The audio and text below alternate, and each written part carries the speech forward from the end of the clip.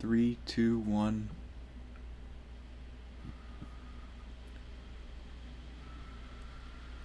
Hello and welcome, everyone.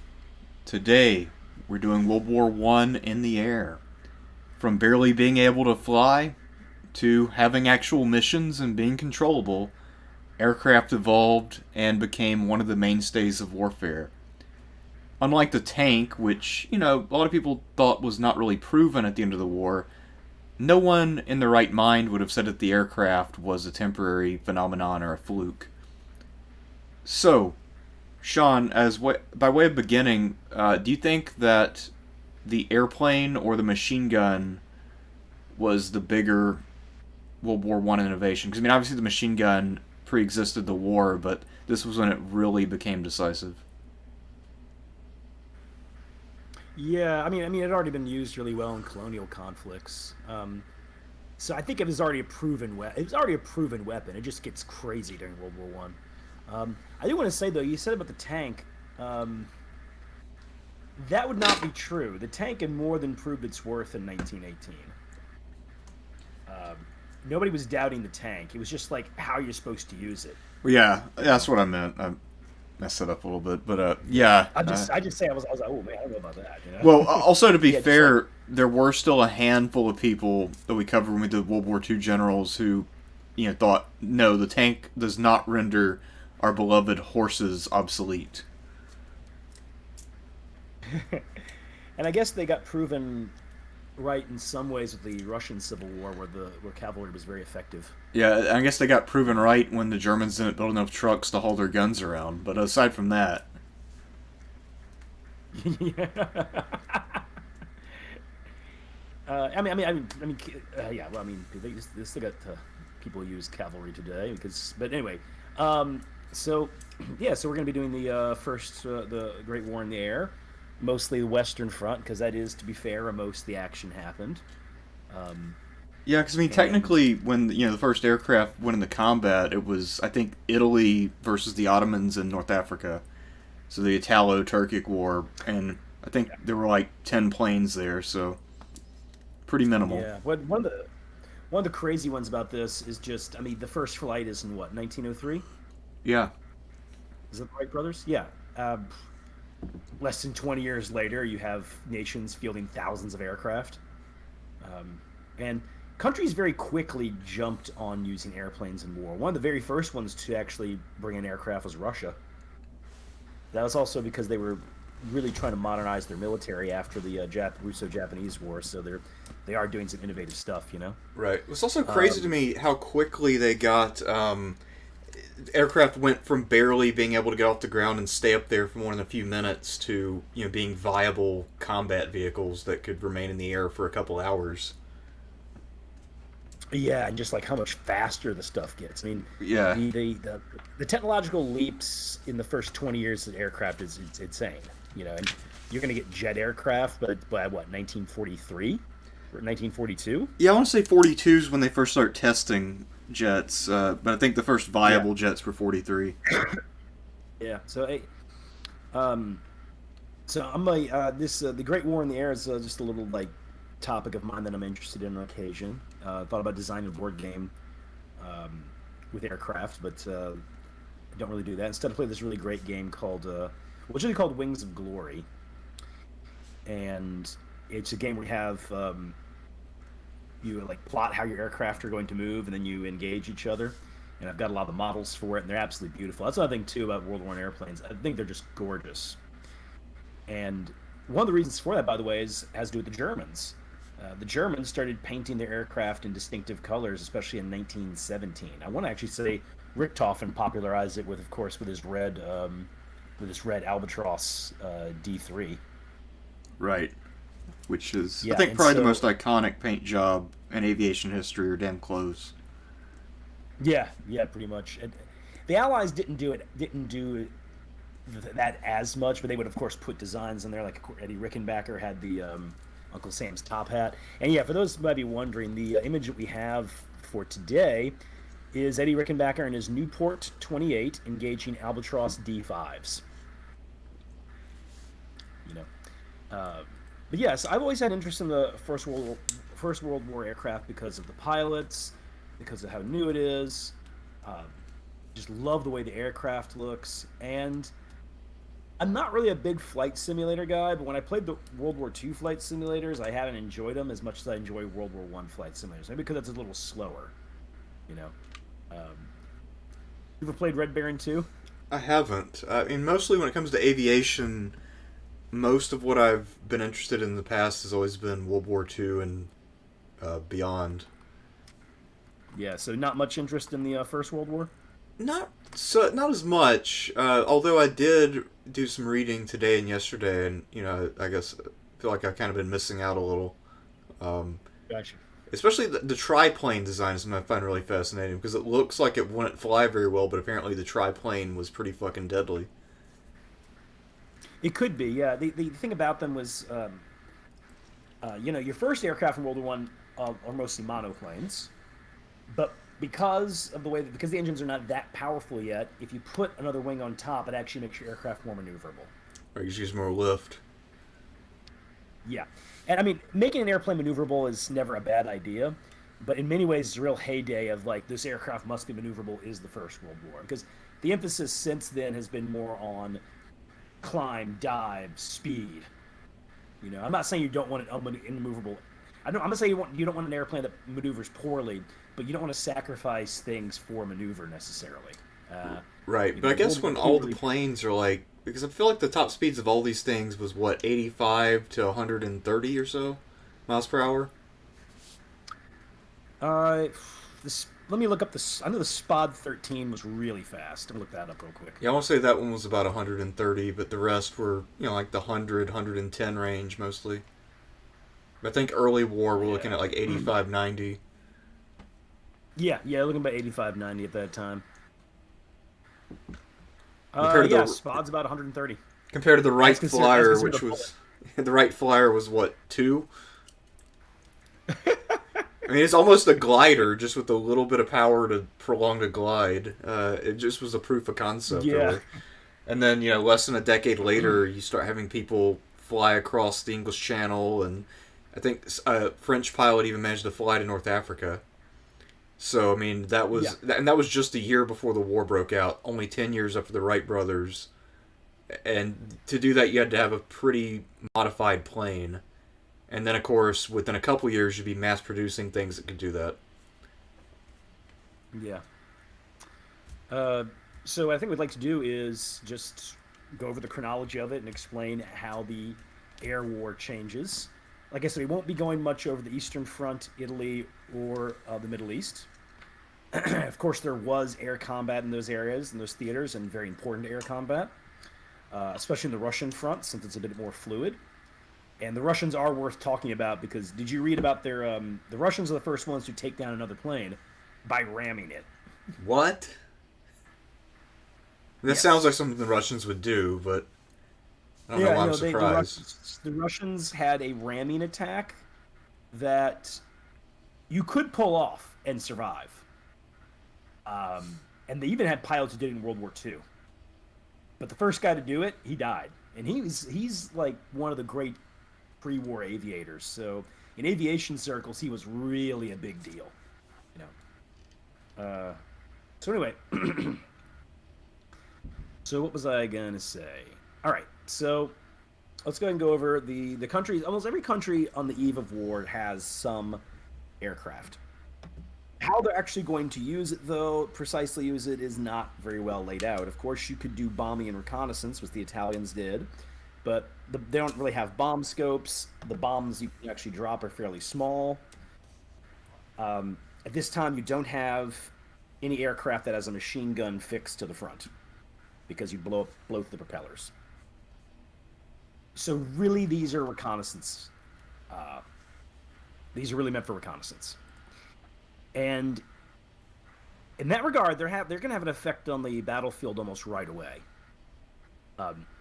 Germans used some airplanes for spotting artillery at Mons. But probably the most famous example is that the aircraft was able to use for the first Battle of the Marne to figure out where the Germans were, allowing them to be attacked in the flank. And by the way, that went against the other information they had. So the aircraft plays a decisive role in one of, if not the most important battle of the First World War. The battle that Henry Wilson thought had won the war. Yeah. Um, yeah, it could be said that. When that argument could be made if you. I mean, I wouldn't make it, but it definitely means that it's not going to be over before the leaves fall, right? Absolutely. To quote the Kaiser. So, the aircraft being used is mostly for reconnaissance. Throughout 1915, there is an attempt to figure out how to shoot down the other guy's aircraft. So these people would have pistols or rifles, but that just doesn't work. Of course, we had the Russians with their ramming attack deal. But there comes to be a few things that are tested out. One is if you got your biplane, you put the gun on top. The problem with that, of course, is reloading that thing while you're flying sounds like it's pretty difficult, right? Absolutely. Yeah, and there are other problems. So now it's not a bad idea. In fact, there's going to be aircraft all the way to the end of the war that still has this. Although not only that, but because it does allow you to fire from below. Then you also have the pusher design. Pusher design is like the Wright Flyer, the propellers in the back. The problem is pushers are just they're slow. They're just not as maneuverable. But they do allow you to fire forward. And the machine gun also was typically one that you could shoot from below other people. So the pusher design is one thing. The French came up with their own idea.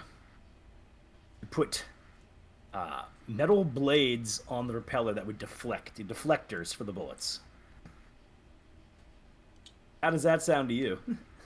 Well, it sounds like a dangerous idea. I guess from what I've read, though, it worked for the French because they had copper bullets that are more, malleable. So bullets that interrupted the gears would just get bounced. Although there's always, of course, the chance it gets bounced into the engine or into the pilot.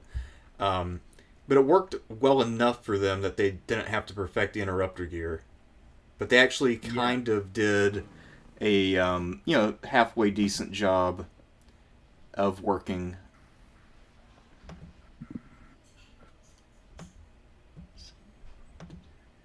It's apparently you're pretty loud compared to me. Yeah, I'm gonna crank you up a bit. Crank me up a bit? Alright, excellent. Yeah. Crank Sean up a little bit and crank myself down a bit, and hopefully that'll do the job. Alright, well. Yes, I guess the French were the first to kind of have a solution then, and they were, I guess, technically kind of the first to meaningfully have a grip on air combat then. Yeah, keeping in mind the number of airplanes involved this time is very, very few.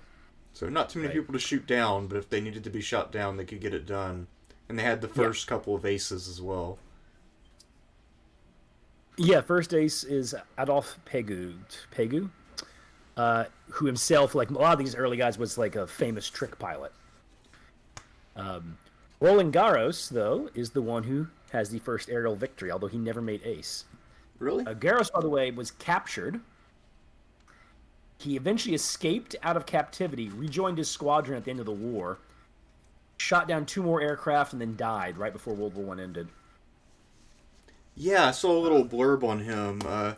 Also, to keep in mind, so he got shut down in 1915 in April. He escaped in 1918, and apparently he only needed a few hours of flight time to get reacquainted and then get back with the squadron.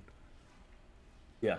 And I guess it's also a testament to how well the pilots tended to be treated as POWs, because clearly his health didn't suffer. Yeah, and at this point you're also going to, the Germans, with Anthony Fokker, are going to work in the interrupter gear, which people had actually done stuff with before, but they're finally going to get to work. All right, and this is going to allow you to shoot past the propeller, because what will happen is essentially is that before the propeller goes in front, a gear comes in that stops the machine gun. And the propeller passes, the bullet can come out again, and so forth and so on. This is just far more efficient than any other means that had been developed. This is attached to the Fokker Eindecker, a monoplane. This airplane, by the way, is not very good. It's got a lot of problems, but it's the best the Germans have at that moment, and because of its weapons system, it leads to what's called the Fokker Scourge, where the Germans gain air superiority over the Western Front. This has a major effect on Verdun. Verdun is really the first campaign where aircraft is being integrated. And what happens is that the French don't detect the buildup because not only because of the Fokker Scourge, but the Germans purposely concentrated a lot of their aircraft there and did offensive patrols. So they're able to gain surprise at Verdun. At this time, by the way, German squadrons are essentially only 1 to 3 aircraft. Damn. Yeah, that's their idea of a squadron. All right, and they're usually attached to the reconnaissance unit. So understand, these people are feeling their way through things. We don't even have true squadrons yet. Wow. But yeah, the Verdun thing is successful. That being said, the Fokker Eindecker was discovered. The anti-aircraft gear was copied, and they're eventually going to have that for the French and the British. But it's still a little slow to get in there. And even before they start using their own interrupter gear, the French already start to gain an advantage over the Germans. The French organize your first true squadrons. And the aircraft they have at that moment is the Nieuport 11, which is also nicknamed the Baby. Nieuport 11 is a very, very nimble aircraft. And it had the gun up on top. This also leads, by the way, to the first 2 big French aces of this time, which is Jean Navarre and Nungesser. Is it Nungesser? I'm trying to remember. Let me see real quick. Yes, Charles Nungesser. Oh. Yeah. Navarre is actually going to survive the war, but he does an interesting thing. He died during the victory parade. You know about this? No, I've never heard of that. Yeah, these guys. Yeah. He. Let me look this up real quick about his death. He had a very interesting death. Actually, so did Nungesser. Nungesser survived the war and tried to fly solo across the Atlantic and disappeared. Well, that sucks.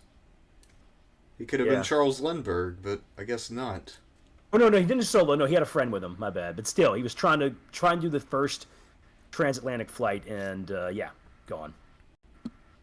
So nobody knows what happened exactly to Charles Nungesser. I don't think he's alive. Yeah, maybe he just landed on the Azores and decided to chill. At the same time, the Germans have their own aces as well. There's Kurt Wittgens, who is the first one to actually shoot somebody down with an Eindecker. The one who really becomes their first celebrity is Maximilian, and also Oswald Balak. Balak and Emilian are friends, which is very interesting because Emilian and Balak are very different. Emilian was like, a very somewhat shy man. He didn't really drink. He wrote letters to his mom. Balak, on the other hand, was getting drunk and chasing girls. But Maximilian becomes the first of these celebrity pilots, which becomes very important to the Allied war effort. Aircraft are helping in a practical sense because cavalry can no longer do reconnaissance, so you got to rely on the airplane. At the same time, you have this grubby, horrifying war, terrible casualties, and it's just very hard to get individual heroes. These pilots, though, are tailor-made for it. Young men, right? And it has this kind of romantic thing to it. You're fighting in the clouds with this new technology. You're up above where the trenches are.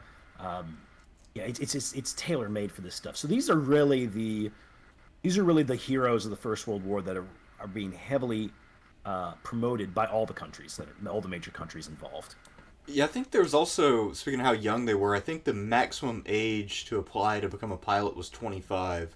Although some exceptions were made if you were in a profession that seemed like it might make you good at flying planes. Like Eddie Rickenbacker, for instance, was 27, but he had been a race car driver. And also, he got to know both Billy Mitchell and Pershing, which helped for obvious Yeah. reasons.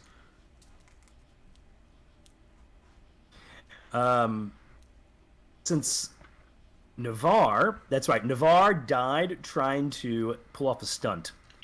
He was practicing for a stunt, and he crashed his airplane. He was going to try to fly his airplane through the Arc de Triomphe. But that didn't work out. Well, And by the way, Jean Navarre also painted his Newport 11 red. So he did. No, he actually beat Richtofen to the punch on that one. you think, Although Richtofen's one who, with Richthofen, what he did made it to where German pilots started doing it. so you think that Anyway, Richthofen got the idea from him, or do you think they just came up with that idea independently? He probably did. Navarre and Nungesser were the first two big French pilot heroes, outside of like Garros, and at the time, very very well known aces. So yeah, I mean, Navarre only had about 12 kills. And that's something to keep in mind too. The thing with ace kills is that you can only go with what they can confirm, right? Sure. So some of these men could be much higher, and actually some of them could be fewer. There are people who think that Billy Bishop inflated his own numbers. So just keep that one in mind. So anyway, though, so the these pilots really are these are the superstars of the war, and they're being plastered, they're being put on postcards, being plastered in newspapers, and of course everybody's fascinated with it because it's just this new facet of warfare as well. Anyway, the Newport 11 and the Newport 17, which is also very maneuverable aircraft, and that one does have the interrupter gear in it. Those allow the French to go from having that allows the French to achieve air superiority at Verdun. And the German losses start to pile up. Maximilian dies, for instance. That means that Oswald Balk is actually removed from the front lines. Also, Wittgens died as well. So Balk, for a period of time, was sent on a thing. He went to the Ottoman Empire and elsewhere to do a tour of other air forces. So, as 1916 goes on, the Germans are losing their edge, and the new aircraft is only being introduced slowly, like the Halberstadt, which is not a great airplane, but better than the Eindecker. And then eventually you get the Albatros D2. Well, a few things happen with that. The Albatros D2 and then the D3, which is the big one. What they do is they have not one machine gun, but two machine guns. So doubling the firepower. The Albatros as well is by the way, it's my favorite looking airplane of the war. Just beautiful looking thing. Oh, it is, yeah. Yeah. The Albatros has a better rate of climb. It's more maneuverable than the Germans had before. It's got double the firepower. Its main drawback for all Albatrosses was that they had a problem with their wings ripping off, especially in a dive. Although the Albatros D2 and 3 were known to handle very well, so very popular with the pilots. And at the same time, the Germans introduced expanded fighter squadrons. The French ones, I told you the French really about the fire squadron, they're pretty small though. The Germans are introducing ones that have about 14 to 15 aircraft. The big one at that time is Josta 2, which is led by Bullock. And he recruited pilots from all over, including then unknown Manfred von Richthofen. And he trained them in his what's called the Dicke Balak, which is still it is the basis of fighter combat. And that's why he's called the father of fighter combat. And he starts raking in the kills, by the way. I mean, he's at this point in his career, while he's training these young pilots and getting them ready, he's going on a lot of solo missions and just slaughtering them. By late 1916, the Germans don't have air superiority, but they are inflicting heavy losses on the British and the French, especially the British. So I'm guessing this is a case where most of what the Germans lost in the air was due to the blockade and lack of supplies. I mean, it hurts. That sort of stuff hurts. But I mean, there's one. I want to say November 1916. The German loss ratio versus the British was almost 5-1. God damn. Yeah, I guess closer to 4-1, but still, yeah. Well, the you have these pilots who are being trained they're having the best training. They're flying superior aircraft. The other thing too is the British, and this gets into somebody who's very controversial, is Hugh Trenchard, who, by the way, is one of Haig's buddies. Of course. Hugh Trenchard believed in offensive patrol. So, what you're doing on an average day in the front, and this happened during the Battle of the Somme, where the British had total air supremacy. I mean, the Germans got embarrassed there. But Trenchard's idea is the whole thing's about reconnaissance, so you have to constantly throw these reconnaissance flights out there. They need to be escorted. He's also having the fighter aircraft go into enemy lines to find the enemy and attack them. It's one of the reasons why the British suffer such heavy pilot losses throughout the war. And I mean, everybody is. I mean, Ernst Udet, his first squadron, he had like 14 other guys with him. All 14 were dead within 16 months. I mean, within 6 months. You know. So anyway, so what's happening is Trenchard's tactics, because especially at this point they're using inferior aircraft, leads to very heavy losses. And at the same time, you start getting improvements in anti-aircraft guns, which were really not very effective for a while. For one thing, they hadn't quite figured out that you need to lead your shot, you know, because the object's so far away and is moving so fast. Right. So, yeah, but gradually they're getting more effective.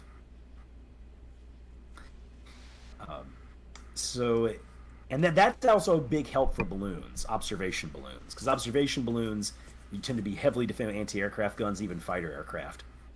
Observation balloons are really important, and a lot of pilots didn't really go after them because of how heavily defended they were, but there was the main Belgian ace, Willy Coppens. He was an expert at it. He destroyed like 35 of them.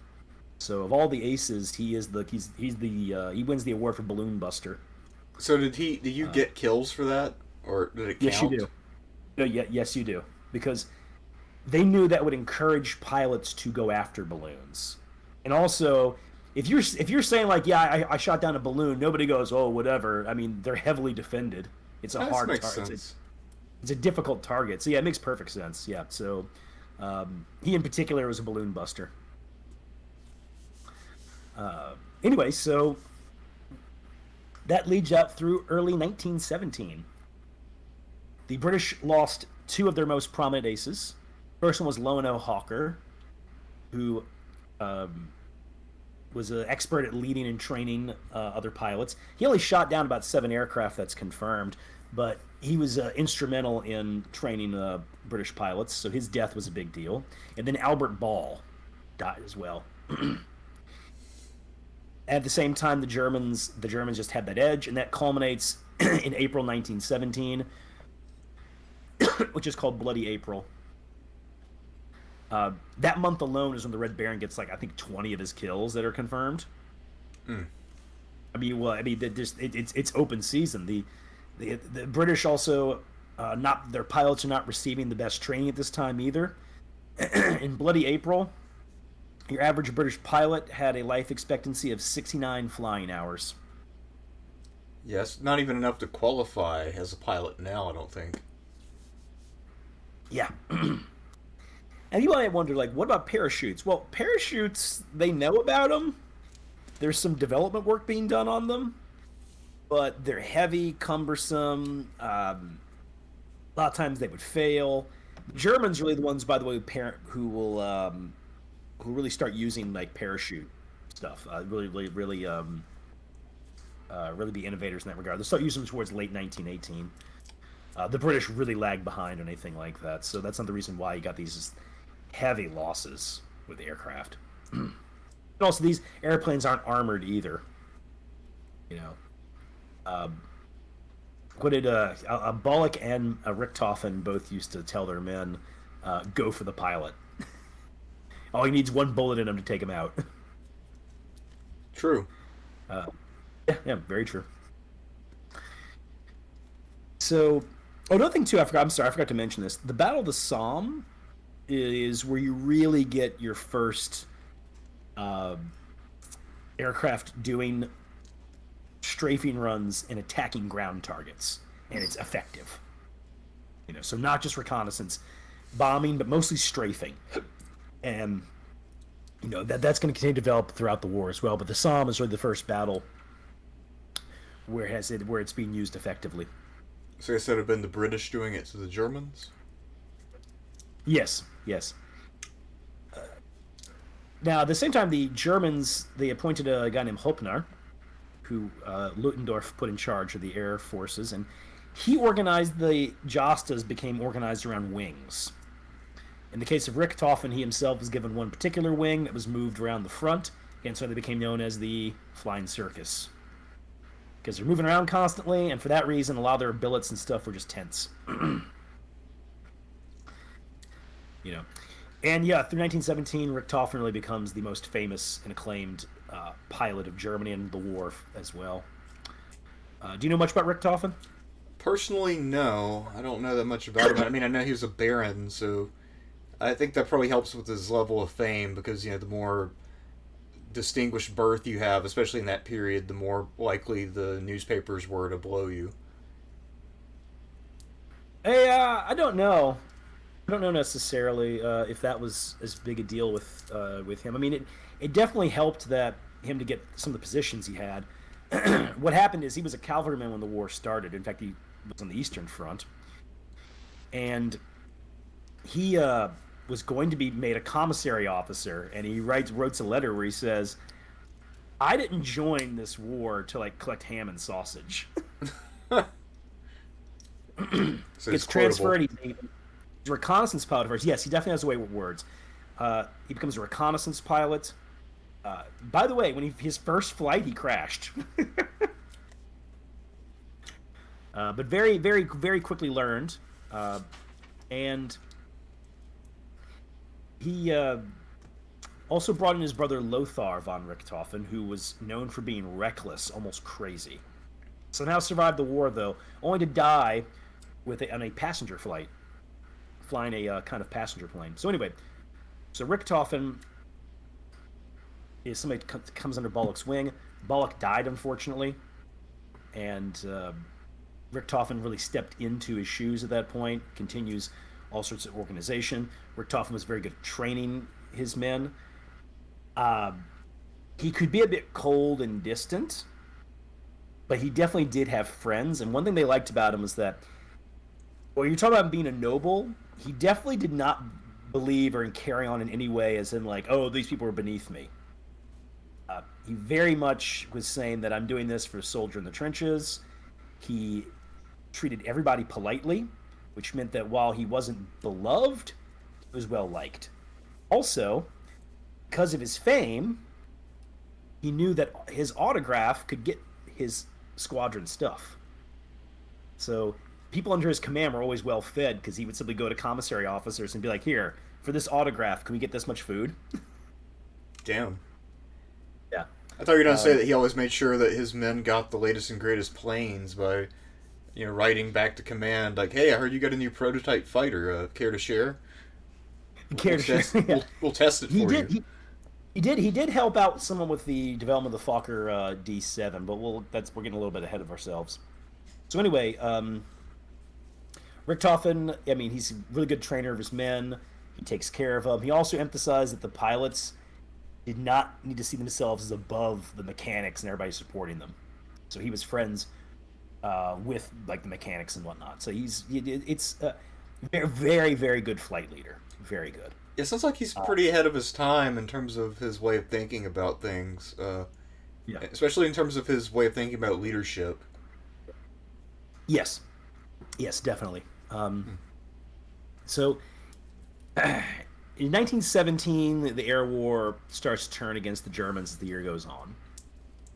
The British and French start to get some really good aircraft. One of them we already mentioned earlier, the Spods 7, very fast, rugged, great at diving. And that's a big deal because being able to dive is not the thing biplanes are made for. But the Spod can do it. You also get the SE-5, which had a machine gun on the top wing and then one synchronized machine gun in front. That was a really popular plane with the British because it wasn't a great maneuver aircraft. In fact, there were the pilots who like maneuver aircraft. They like Sopwith Camel better. But anyway, but it was very easy to fly, like a stable gun platform, and if you were a marksman in particular, it was like a dream because of how steady it was. Yeah, because from what I understand, all the Sopwith designs, they had extreme agility, but you really had to be careful. Yeah, yeah. And the Sopwith triplane was the first one to make its mark, and the Germans were impressed enough to try out their own triplane, the DR one, which we'll get to in a sec. But um, the Sopwith triplane, they get the Camel. The Camel do it in an odd configuration of it had so much weight in the front and a little bit to the right that it actually turned right better than it did to the left.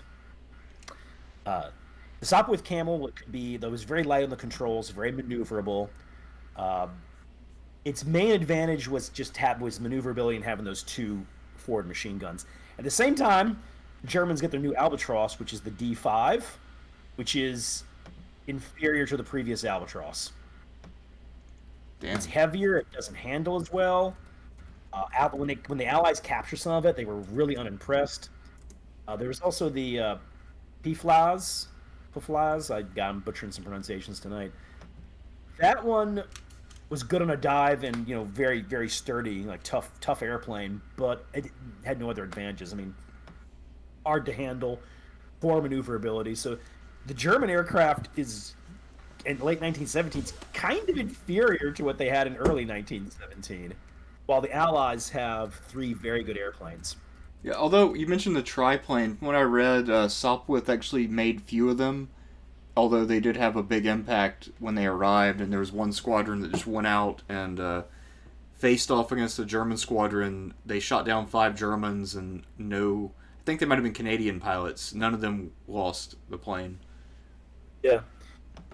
The triplane I mean, yeah, it wasn't like common at the front, but it definitely left an impression on the Germans, hence why they went with their own triplane design, which that had a very difficult, that had a lot of problems when it first came up.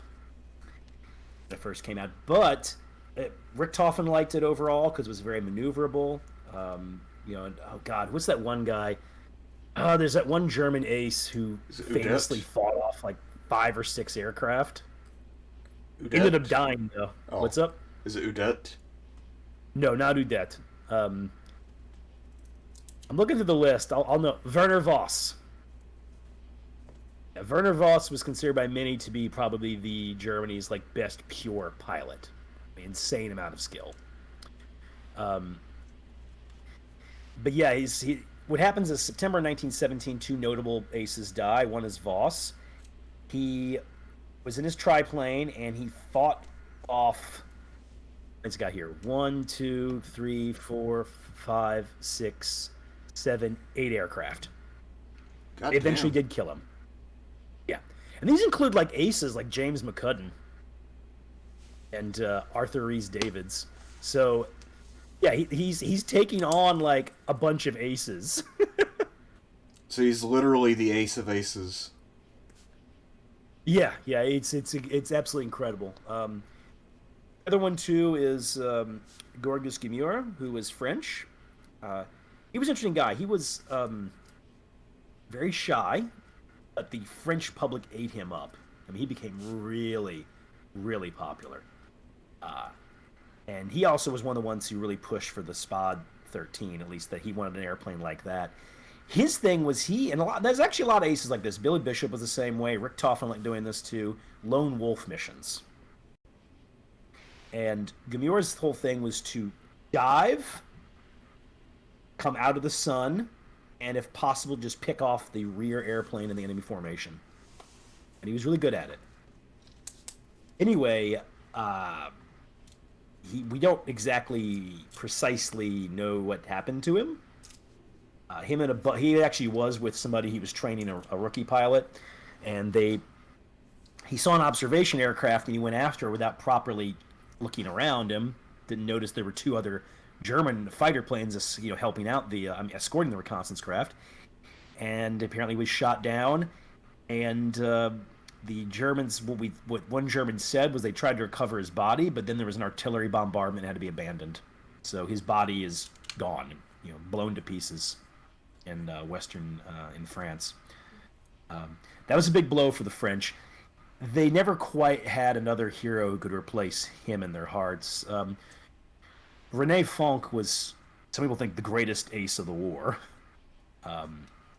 Insanely enough, his airplane only got shot once. Like, he only had like one bullet hole through his airplane. He shot down an ungodly number of aircraft, 75 confirmed kills.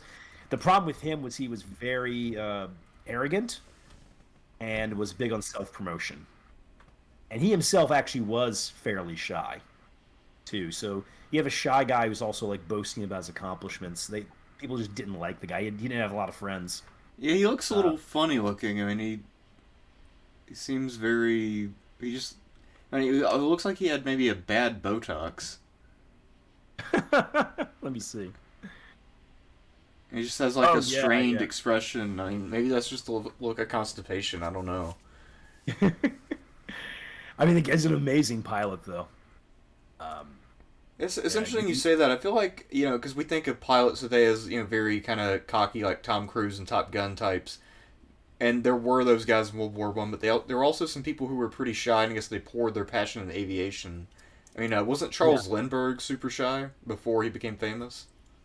Yeah, he's retired. He was fairly retiring. Yeah. So no, I mean, you had those kind of guys who were. I mean, Ernst Udet. I mean, Ernst Udet is just an alcoholic and a womanizer. So basically, pretty typical for like a pilot stereotype. I think it's interesting about Udet was he scored a lot of his victories in the last few months of the war when the Germans are really on the back foot. And also, that's when the Allies have pretty much across the board better aircraft. Yeah. Well, no, not by late 1918. The Germans do have they have some really good reconnaissance aircraft, and they also have the Fokker D-7, which is some people consider the best airplane of the war, the best fighter plane. And it was specifically mentioned in the Treaty of Versailles that every Fokker D-7 had to be turned over to the Allies. Yeah, as if it wouldn't be outdated in 6 months. Yeah. It looks pretty cool, though. I mean, it seems like it had sharper angles than most of these other planes. Kind of boxy. Let's see, there's a good one here. Yeah. You kind of be surprised about that one. It had very few weaknesses. Amazing climb. Anyway, of course, by early 1918, the Allies have air supremacy. They're really never going to lose it ever again. Although briefly, in March, April 1918, when the Germans are launching their final offensives, trying to win the war, they would gain some local superiority. So they were still definitely a force to be reckoned with. But I mean, the Allies at this point are just outproducing them. They've got lots of aircraft that's very good. This is also when you get the Americans in. The first airplane they used, the Newport 28, which is the thumbnail image that we have here today. Newport 28 was a lovely-looking airplane, very maneuverable, decent airplane. But the French decided the Spod 13 was the way to go. So they didn't really produce too many of them, and they were used almost exclusively by the Americans. So it's like, yeah, here's this thing we ordered we don't want anymore. You can have it. Yeah, that's the problem, is America didn't even really have aircraft, so they used mostly British, but especially French designs. Yeah, I see a book here, Newport 28, America's First Fighter. Yeah, like I said, I love the way the Newport 28 looks, though. It does look pretty nice. Very pleasant looking. And I guess, Rickenbacker and others had pretty good success with it. Yeah, no, I mean, it's a good plane. It's a good plane, for sure. But also, by this time, the French are favoring, power and speed over maneuver. By the way, the Germans in 1918 for their offensives really, I mean, remember they were already using, trench strafing had already been a thing since the Somme, but the Germans had large specialized units of ground attack aircraft. that was used very effectively. The Allies noticed that, and they start to do the same thing with their Sopwith Camels, because the Camels are starting to suffer heavy losses to the Fokker D7s. And the Camel, like we said, hard airplane to master. I mean, once you did, you had a really maneuverable airplane, but it was difficult to master. Sopwith Camels kind of got notorious for takeoff accidents. Oh man. But anyway, Yeah, I think what was it? There was a British saying. It might have been about the Pup or one of the earlier models, but I think it applied to the Camel too. That whenever you got in one, you were about to get one of three crosses: a Victoria Cross, a Red Cross, or a Grave Cross. Wooden Cross. Wooden Cross, yeah. Very true. I think they tended to crash face first, right? Because they were very front heavy. Yes, very front heavy. Damn. I've seen a lot of pictures where they're just standing on their nose after it crashed while the pilot was trying to land and it lost control. Yeah. It's also worth noting you have the ground attack aircraft stuff. Eventually, the Sopwith Camels. That's how they spend a lot of them spend the last months of the war. By the time you get to the end of 1918, the French have the largest air force in the world. Both the French and British have excellent aircraft, and it is really being integrated in a combined arms attack. So, very successful. Two other ones to mention as well is strategic bombing, which the Germans did very early in the war with Zeppelins, and then later on with very large bomber aircraft, which some of these things were monsters. Yeah. Oh, you want to look at the Spod 13 real fast? Because I think this is the fastest fighter, right? I believe it is. Yeah, this is 130 miles an hour, ladies and gentlemen. So basically, this can fly at the same speed that sort of an average sports car can do now if you're willing to risk, losing your license. Yeah. I mean, keep it 130 miles. I mean, excellent that's the case. But like the Newport 28 is like 123 miles. Yeah, I mean, they were getting up there as the war progressed. I think, like we said, you started out like 85, 90. By the end of the war, they're pushing about 130 with the top planes going all out. I think, 10,000 feet as max altitude? But a lot of that might have been partly because the planes are very dependent on lift, so you can't have the air be too thin, one. And then two, of course, you don't have a cabin, much less a pressurized cabin, so can't go very high. Yeah. 10,000 feet. I know that some of them are above 10,000 feet. And that was one of the problems, too, is that the airplanes are getting higher and higher. The Sopwith Camel wasn't good at higher altitudes. Yeah, but I guess there was a pretty sharp limit on how high you can go and sustain, just because, one, you got limited fuel, but two, also pilots can't sustain that physically for that long. Yeah. And it can get cold as shit, the higher you go. It's where they got all the stuff on them, right? The big thick jackets and everything. Yeah, and the Snoopy scarves. Yeah. So one other German pilot I want to mention who was like really popular with people was Rudolf Berthold. He became known as like the he had a nickname like Man of Iron or something like that. Because he had a lot of medical problems, but he kept flying anyway. One time he flew one-handed. So Iron Eagle, there we go, that's his name. Oh wow, his name's Iron Eagle. Holy shit. Damn, he'd be Johnny Lawrence's favorite World War I pilot. Hang out with Louis Gossett Jr., right? Yeah. He was killed by a mob after the war because he was involved in the Freikorps.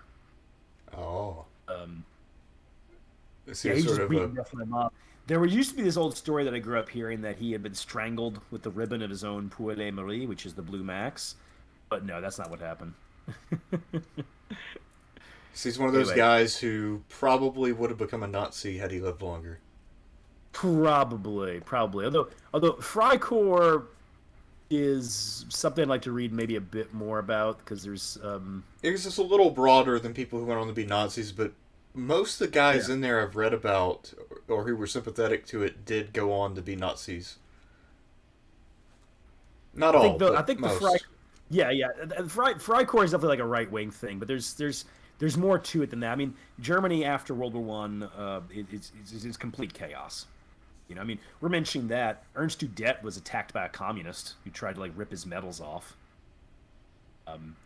So there's just widespread street violence, and people are making alliances they never thought they would make, just in order to get political power. I mean, you got to think about it too, right? I mean, Hindenburg didn't even like Hitler.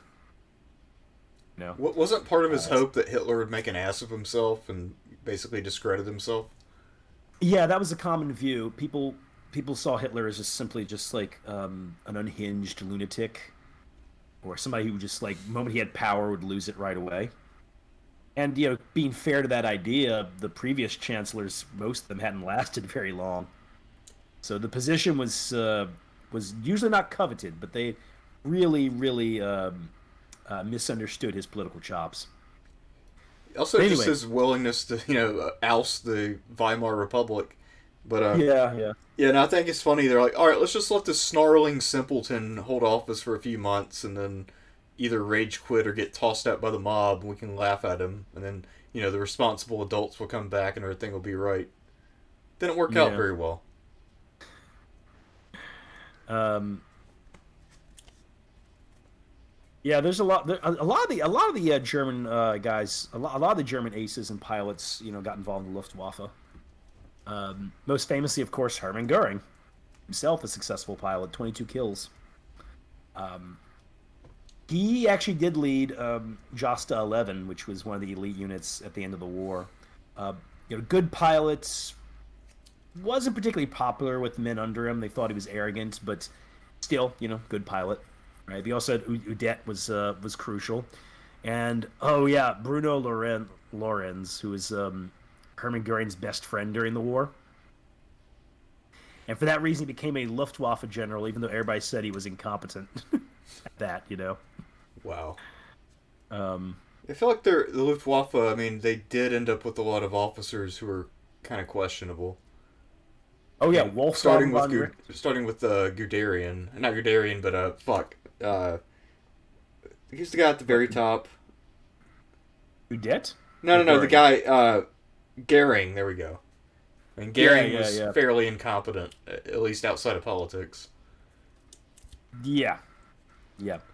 I mean, Udet gets a lot of criticism, but I think if there's one thing I can credit Udet with is understanding, really pushing for like ground support, you know.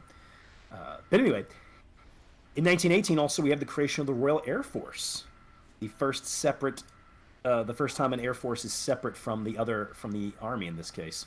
Oh, Although, yeah, so that's their pioneers on that one. Of course, the British are big pioneers. The aircraft carrier has actually seen its first use during this war, nice. although this time it's just for scouting. Yeah, I didn't realize. I Anyway, thought the Royal Flying Corps was in operation until the war was over. I didn't know that RAF was actually formed during the war. yeah. No, so what's the other one too? Oh yeah, that bombing campaign I mentioned earlier. That was very successful insofar as the British committed a lot of resources to counter what really wasn't doing that much damage. But they had to because civilians are dying, it's death from above, and it had a very big impact on morale. So the British government had to look like it was doing something. They couldn't just let London get bombed willy nilly. So of course, that always had a big influence on the British in the 1930s, when their real interest was in aerial defense, which set them up for success at the Battle of Britain. Yeah, So at least the once Hitler became obsessed with London, and then became super predictable. yeah, yeah. So no, so 1918, you see the creation of the Royal Air Force. You see dedicated ground attack squadrons, and just the integration of aircraft in the 100 Days offensive it's very impressive. And it's like you said, we have a technological, you have technological and tactical innovations and strategic innovations within only a few years. And I guess the other thing that might make this interesting to people as well is that in World War One we think of as having as being static, as technology not progressing as quickly as good, the tactics not. And okay, maybe, but you can't make that argument with aircraft. Um, they are innovating constantly, and particularly the French, British, and the Germans. It's not like in World War II when you kind of like read about an Air Force, you're like, man, these guys are losers. None of these guys are losers. You know. So yeah, so that's kind of the overview of the Great War in the Air. Um, Nice. yeah, Yeah, that's really, yeah, really. I mean, yeah, it seems like a great adventure. I mean, most World War One just seems miserable and horrible, but World War One in the air, I can see how there would be kind of a romantic quality to it for the pilots, at least. Yeah, even though you might be like Gamura and die at age 22, right? Yeah, well, I Find your guess to body. be fair, all these guys we're talking about who died, I mean, I doubt hardly any of them were over 30. Yeah. Oh god, Udet. Oh god, Udet has one of my favorite things about this because Ernst Udet and and maybe he's gonna have 62 confirmed kills. And into the war, he's very popular. But the first time he ever fought a Frenchman, he couldn't pull the trigger, and then the Frenchman fired back at him, and a bullet grazed his cheek. So after that, he got serious. But he wrote this thing about where he saw like you know the about the airplane catching fire, which is the number one thing all these pilots are afraid of, and pilot like falling out of the airplane, and he said, wrote, at that moment I don't think of them as human beings. I feel only one thing: victory, triumph, victory. Huh. Yeah. Udet, by the way, he became a very successful trick pilot after the war, stunt pilot. Even did work in Hollywood. And one of his best tricks was he would pick up a piece of cloth off the ground with his airplane. Holy shit. Yeah. Oh, and by the way, more than 10,000 feet, just so you know, for Okay. sure. What I mean, number are yeah. we looking at approximately? You're over. They can go over 12,000 is where the Camel didn't do as well. Gamure and Udet had they both like the lone wolf routine. They both ran into each other and had a duel in the air at 16,000 feet. Fuck. Yeah, Gamure won the duel technically. He didn't manage to shoot down Udet. Udet said it was because it was like a sign of honor to a opponent, like to a good opponent. Other people say that probably what happened is Gamure's gun jammed. Yeah, and also, I mean, if you think about it, just for context, I mean, Mount Everest is only about what's the height of Mount Everest? Like 21,000? I could be wrong. I'm gonna look it up real fast just to be sure. But I know, I mean, Yeah. I think once you get about around 20,000 feet, you pretty much need an oxygen tank. I think Mount McKinley is just over that and barely doable without one. Let's see, how high is this fucking thing? Now that I'm thinking, it's probably more close to 30. Let's see. Elevation 29,000 feet. Yeah. So I mean, to do something like Everest or K2, you need oxygen. I imagine though, by the time you get to 16, I imagine you feel a lot of discomfort when you try to do something high octane like that. So having a dogfight at 16,000 feet without oxygen or a G suit or anything like that, I mean, that's some ballsy shit. Well, yeah, contemporary pilots a lot of them are blown away that they could even do what they did with the kind of aircraft they have. Yeah, imagine. Those Do you kind think of any of them called things. bullshit on like, yeah, I was at 16,000 feet, I had a dogfight, found another ace, the other ace that I've been accusing of dodging me. We ran into each other, had a dogfight, and we both escaped. The last thing to know about the end in 1918, because the Germans have the Fokker D7, because they had great pilot training overall. The Allies were they had air, not supremacy. I mean, they had air superiority, but they were suffering heavy losses. Should be noted. But yeah, one thing I read was that the commander of the U.S. Air Service, Mason Patrick, actually oversaw a concentration of 1,500 aircraft for the offensive at Saint Michel. I mean, and think about that. In 1915, if you concentrated 20 aircraft, that was considered crazy. I mean, that's how fast things are progressing at this time. Yeah. Yeah.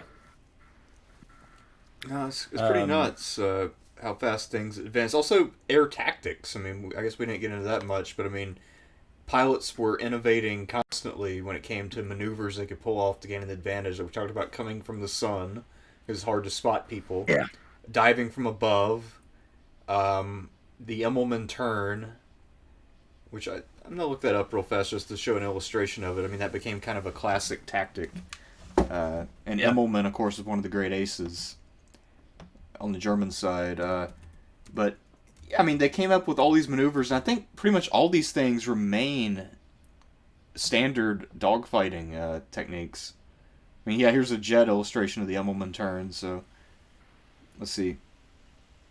Where's one that really explains it well? Yeah.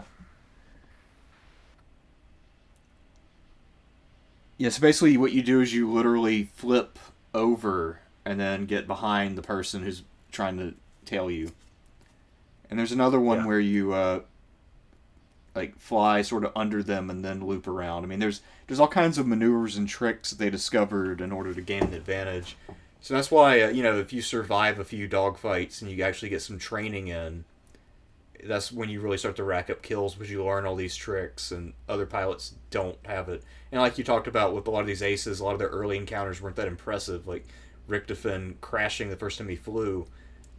So once you get that experience out of the way, once you break your cherry, as it were, I mean, then you could potentially become pretty damn good. And most certainly. Because there aren't established schools like Top Gun at this time. I mean, it's not like you're going to face anybody who's any better if you got like 3 months of experience. At that point, you're the OG.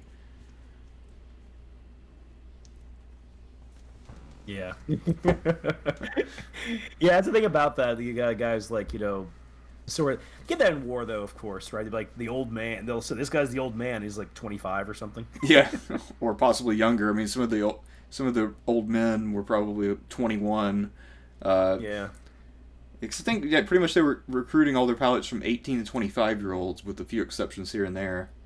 Yeah. Oh, one last thing to mention, of course, the death of the Red Baron is controversial, or it was for a period of time, because the RAF attributed it to Arthur Roy Brown, who was a good pilot.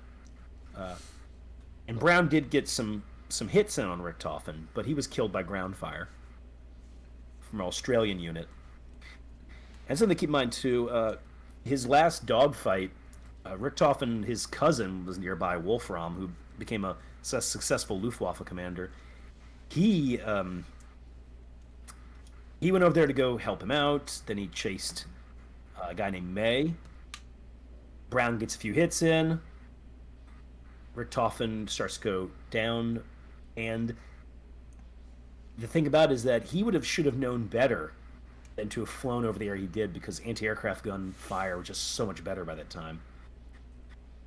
But Richthofen had suffered, had been wounded in the summer of 1917, and he was never really quite the same guy after that. I mean, he was still racking up kills, but no longer at the insane rate, and people noticed a change in his personality as well. So some people think it's a victim of brain damage, that his abilities as a pilot were deteriorating over time. Yeah. Damn. Yeah, somebody in the chat said that if Richthofen had lived, he'd be in charge of Luftwaffe, and that's probably so. Yeah, I can't imagine choosing anybody over him just based on reputation alone. I mean, can you imagine the recruitment power of working in the Red Baron's Air Force? Yeah, and also just once again, Richthofen's the total package. I mean, fantastic squadron, and then squadron wing commander, and a superb pilot as well. Yeah, I mean, this guy, he was the total package in terms of pilots, and I assume, unlike Goering, he probably would not have become addicted to drugs unless that thing about concussions might have been true. Yeah. I mean, yeah, who knows? I mean, there could have been some healing afterwards. I don't think his brother Lothar would have been put in charge, though. No, Lothar sounds like a bit of a dumbass. No offense to him. I like Lothar, but I think Richthof one time said that I'm a hunter, and Lothar is a butcher. Sounds about right. Lothar was a crazy fuck. Yeah, his plane crashed several times too. I think he got shot down once or twice as well. Yeah, Lothar is like the Viking berserker of the German Air Force. I mean, imagine. Do you think if he wasn't from a baronial family that he would have gotten multiple aircraft to you get shot down in? I mean, how many guys got multiple chances? I mean, maybe, but he's racking in the kills. Oh, so he is. Okay, I didn't know he was getting kills too. Never mind. No, Lothar's an ace, man. Lothar has 40 kills. Oh, okay. Yeah, I'd give him more planes then. That's fine. Yeah, no, Lothar's legit. Seems like a good investment. Yeah. Yeah. I just thought he was kind of coasting on his status and his brother, but okay. So he was holding his own then. Okay, that's good. Totally. Now, Wolfram also became an ace, but a minor ace. And then keep that in mind, too. To become an ace, you just have to have 5 kills. Now you're an ace, right? Yeah. It's when you get 20 or above, you become somebody of notoriety. And somebody like Hermann Goering, who had like 22 confirmed kills. Although there's a few that might be disputed. But Goering was a good pilot. He also flew throughout the war, and he never had these like insane. It wasn't like he had like a week where he shot down 3 planes or something. He'd shoot down like a plane a month. But, in a way, that's kind of more impressive though, because that means that he's consistent. Yeah, it does, and he's also surviving. I mean, like I told you, Udet's first Josta. Everybody but him is dead within 6 months. They're the original men that he served with. Yeah, I mean, thinking about Richthofen, I guess he probably would have made a good Air Force commander because he seems much more methodical. I mean, to go back to his comment that he's a hunter, he looks for good opportunities and takes them when the getting is good. Yeah. So, yeah, his instincts would have been much, much better than Goering's. Although, I mean, I guess because he's part of the aristocracy, he might have not been a big Hitler fan. So that, obviously could have been a career block. Yeah, I don't know, and I don't know off the top of my head of too many of these pilots though who were opposed to the Nazis. Most of them seem to have been on board. Well, I guess once Hitler said, "I plan on massively funding the Luftwaffe and giving you really cool gear," they said, "Well, now you sound a lot better." We'll Giving you really cool gear. Well, that's what it was, though. I mean, that's how he won all these guys. It's like, Panzer guys, we're going to build really nice Panzers. We're going to build a fuck ton of them. Well, okay. Yeah, at first I thought you were kind of a dumbass, but now I'm reconsidering. Senior officers, you're going to get to command massive armies. Well, now that I think about it that way, I mean, there's a chance to win great glory for my family, so... Alright, I'll play along. Exactly. Oh, man. Yeah, put it in language they can understand. In language they understand, yeah. Toys. Yeah. I mean, I just kind of like, I'm just like looking through the names of some of these guys, and I'm just recognizing a number of them. One that's interesting is Paul Baumer. Which when I first saw his name on the ace list, I thought that name's familiar because that's the name of the main character in All Quiet on the Western Front. Yeah. And that's actually because Erich Marie Remarque, who fought briefly on the Western Front, Baumer was a dentist, and one of his patients was Remarque, who decided to use Baumer's name for the novel. Yeah, a lot of people in the chat are debating whether certain people were good pilots. I think we're talking about Hess. I feel like if you survived the war because of how high casualties were, you were probably pretty good. Just as a general rule. Yeah, I can see that. I just think I think about Goering is that I know a lot of people didn't like him. He was, pretty arrogant. A number of the aces didn't like him. So I always kind of wondered, like, how did he get the squadron command? I think it must at that point just be attrition, the fact that he was around for so long. Even though, in particular, though, I wonder about that one because it was such a prestigious squadron. Yeah, I You know? think partly. I mean, he was also fairly charismatic, which helped because people probably looked at him as superior officer. Like, oh, he's cocky, but yeah, he can probably inspire men at least at some level. Yeah. Oh, Paul Balmer also survived. Paul Balmer and Ernst Dudette both used parachutes to survive in late 1918. And Balmer was also nicknamed the Iron Eagle. What the hell is with this name? I mean, I guess if you think about it though, these are planes made out of iron and other metal, and then the eagle's the ultimate bird of prey. So it's kind of like the most Yeah. obvious thing in the world. And I guess because the That's squadrons weird. are spread over such geographical areas, they probably don't probably don't run into the beer hall and debate over who's the real Iron Eagle. I think they probably. Well, I mean, no, I mean, not really. I mean, there's especially in 1916 and 17 when a lot of these guys first gained notoriety. I mean, you don't have that many aircraft up there, you know, not like 1918 where you just got hundreds of them. Um, anyways, any other comments you want to make about the Great War in the Air? I can't think of too much. I mean, it's one of those things. I feel like there's more meat on the bone, but it's something I'd have to look into more. I definitely want to learn more about it though. Through whatever means necessary. But as right now, I don't really have that much more. One problem you get with this topic, because I've read some books on it, is some of it will be romanticized ace porn, Yeah. which makes some sense, right? I mean, these guys are cool, you know. Um, hell, we mentioned Rene Fonck. I mean, he's still like he shot down more aircraft than any Allied ace in World War II.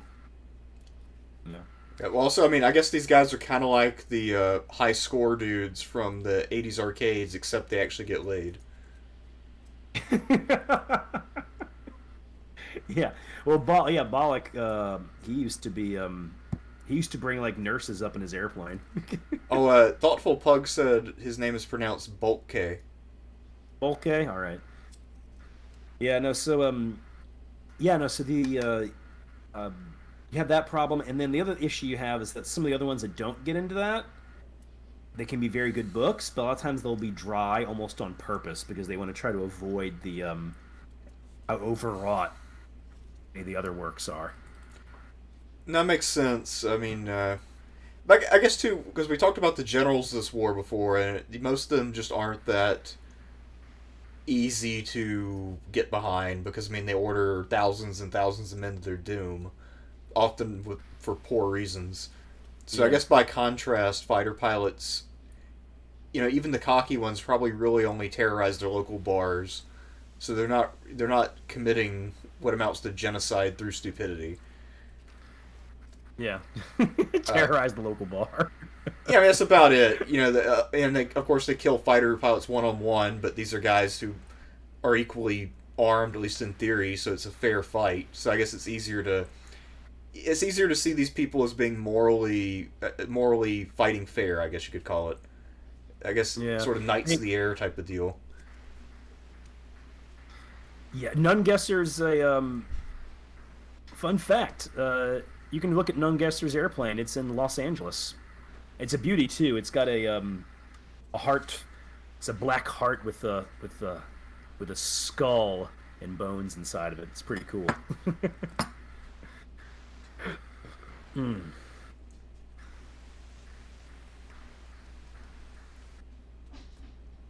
Yeah. So Uh, that's it, man. Um, I think it's a topic of great interest. Probably my favorite part of the First World War. You know, we mentioned the video games earlier. Red Baron 2. You said you never played that one, right? I haven't. When I was in sixth grade, we played some sort of flight simulator to learn more about.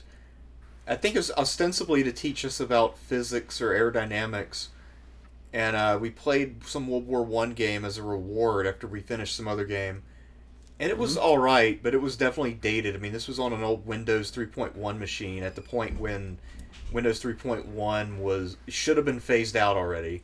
Let's put it that way, because I think this was about 1997 or eight. Um, so they just gave us these old ass computers in the lab, and like, yeah, you can play this World War One shit. And yeah, I thought it was actually kind of neat because I always like flight games, but it took a really long time to close with the enemy once you spotted them. Red Baron 2 is fun because you could essentially join at any.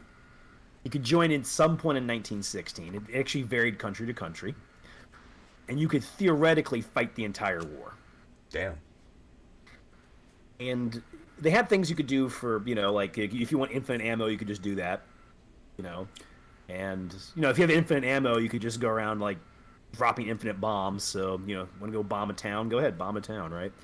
But one of the interesting ones too is you had to like really know how to fly your airplane, because if you took one of these biplanes and just went on a vertical dive, you're gonna rip the wing right off. Yeah.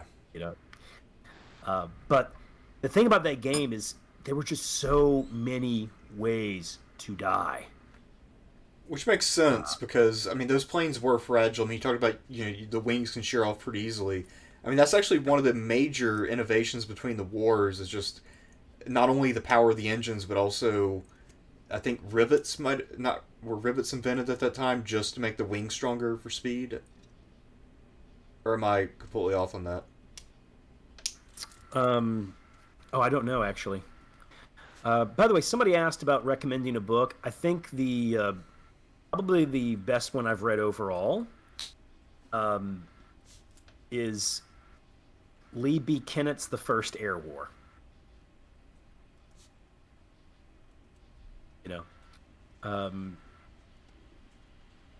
He did. The only thing I don't like about the book is that he sort of makes this argument that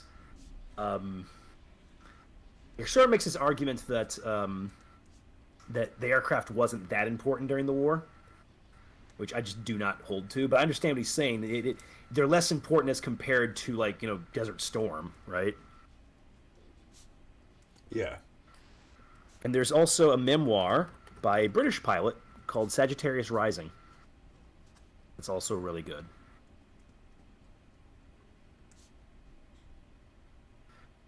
Cecil Lewis, that's the guy who read Sagittarius Rising. So that's a very good memoir. Recommend that one. And actually most pilot memoirs I've read aren't that great, so that's why it's kind of surprising, Right. So anyway, it was good. It's very good. So yeah, for Red Baron 2, you could theoretically do that, but you'd be in a dogfight with an airplane. A few bullets would hit you, and then they would indicate you've been hit, and the screen would start turning red, and you had to hurry up and land.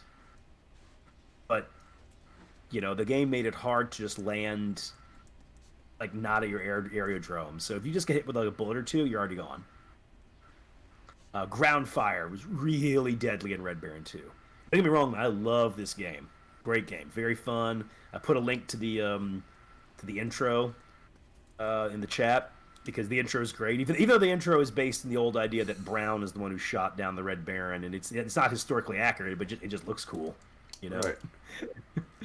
But anyway, yeah, just so many ways to die in that fucking game.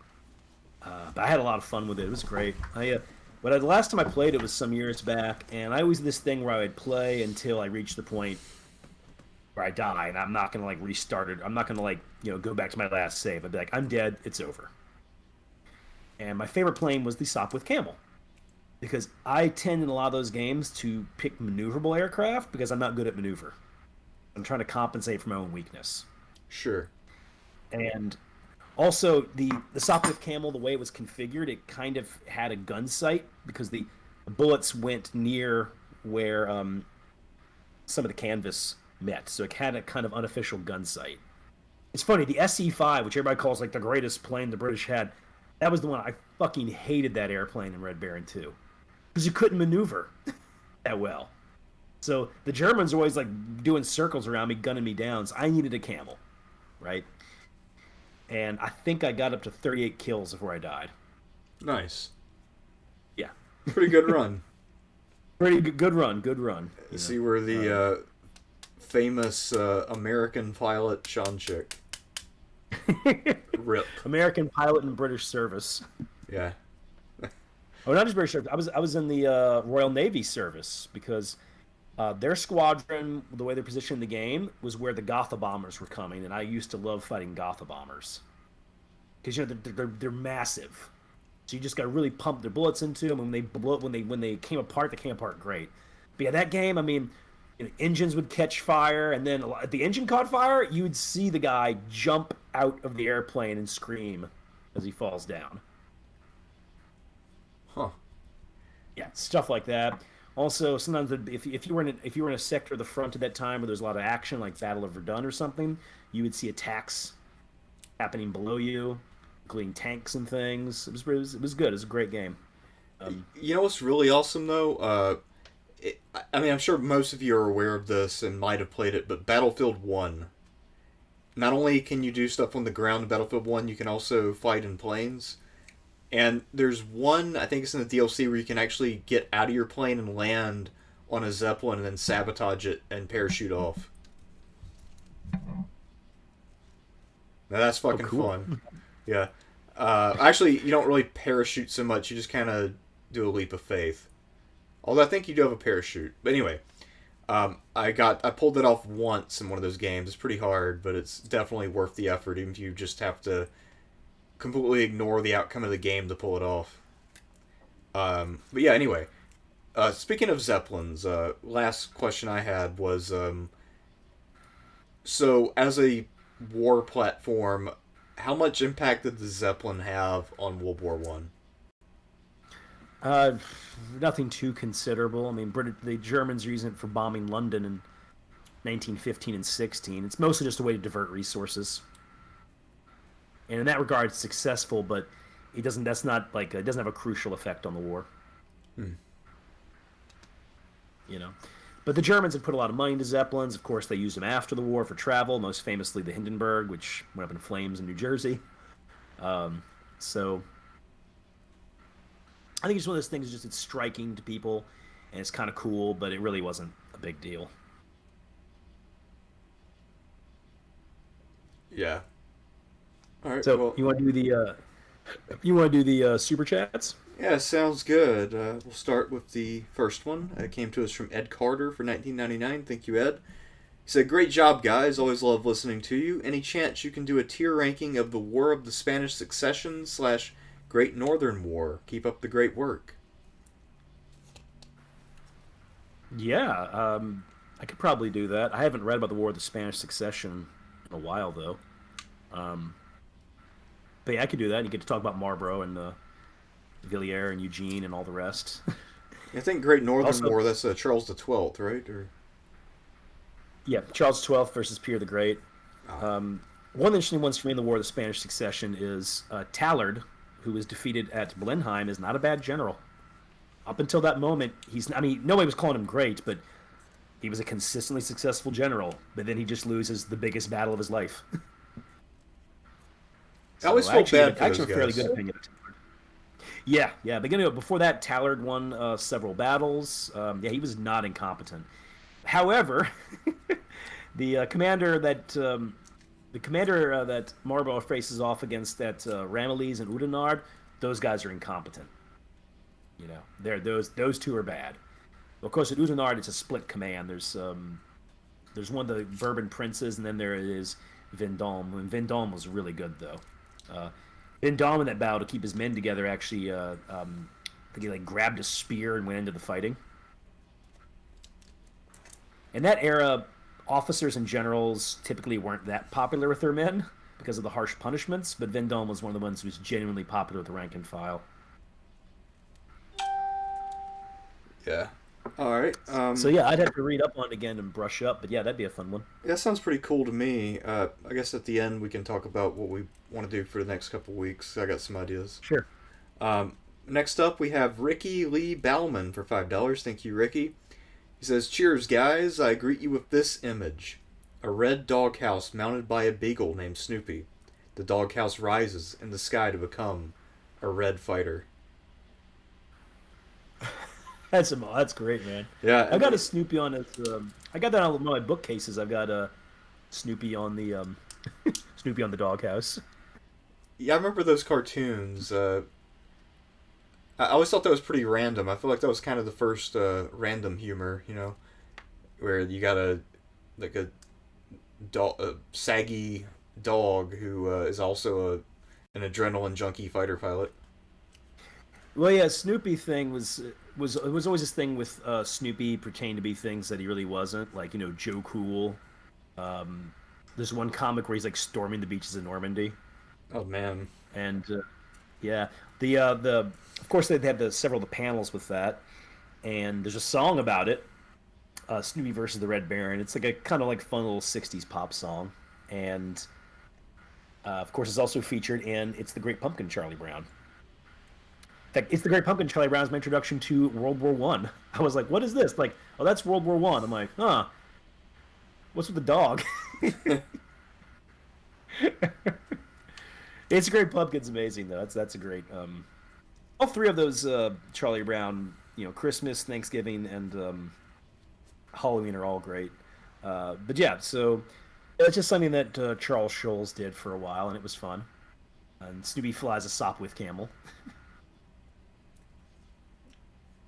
Yeah, well, I guess it makes sense. I mean, it's just like there's an episode of South Park where Kyle's dad is tripping and he imagines himself as a B-17 pilot, so that way he can pour down the punishment on the Nazis.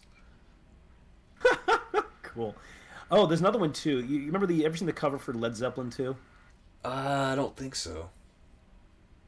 Yeah, that one's great. The cover Led Zeppelin 2 is a picture of the Red Baron, son of his pilots, near an albatross.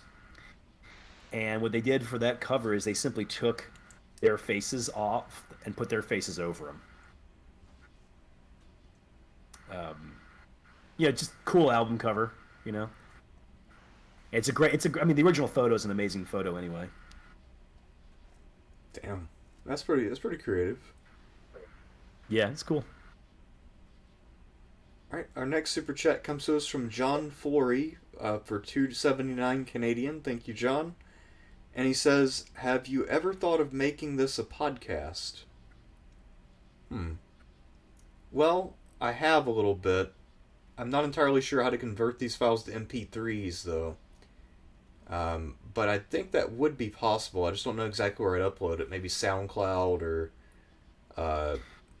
I don't know. I don't know what the services are. There's also a limit.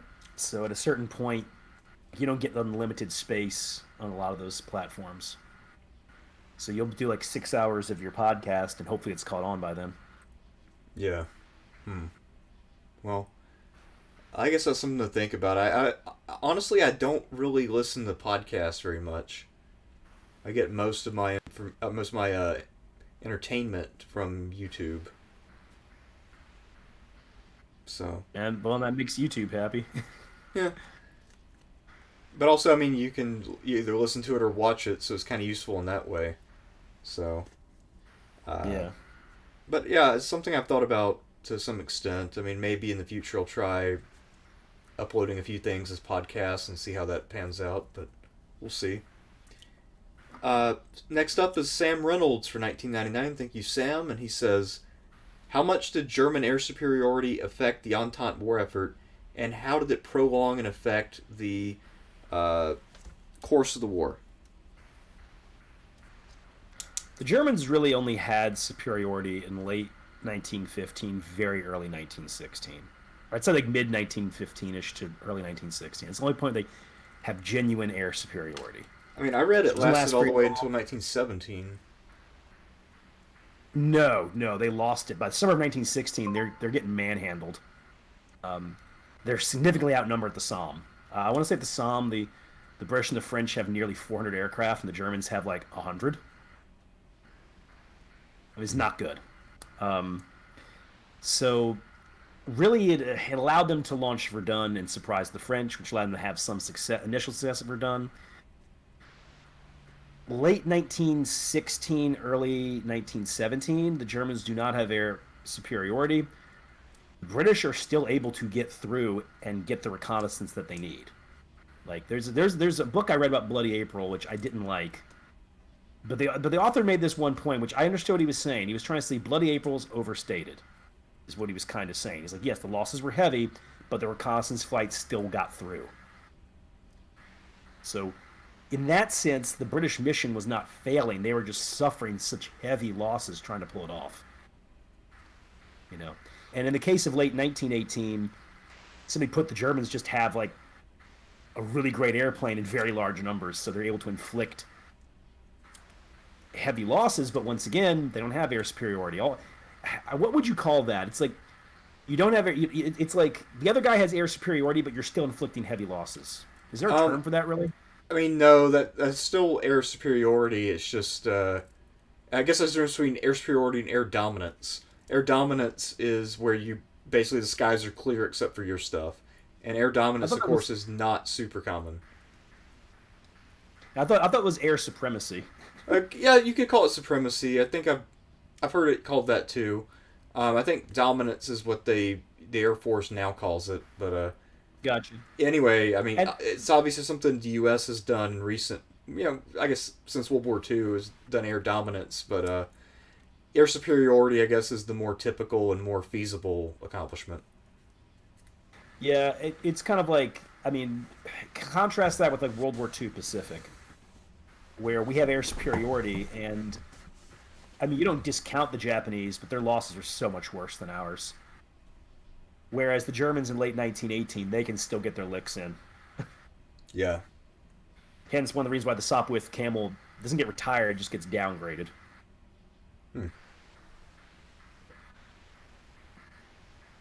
Yeah. I don't know. All right, last super chat comes to us from Aiden for $9.99. Switching gears entirely, he says, "Could you see the dissident right gaining real-world traction? I think they have a chance given their commitment to networking and the awareness of guys like the Distributus, Charlemagne, and Yarvin." Quick question for you, Sean. Who is Charlemagne? That's a guy. He shows up on Academic Agents channel. He actually apparently lives around here in New Orleans. Okay.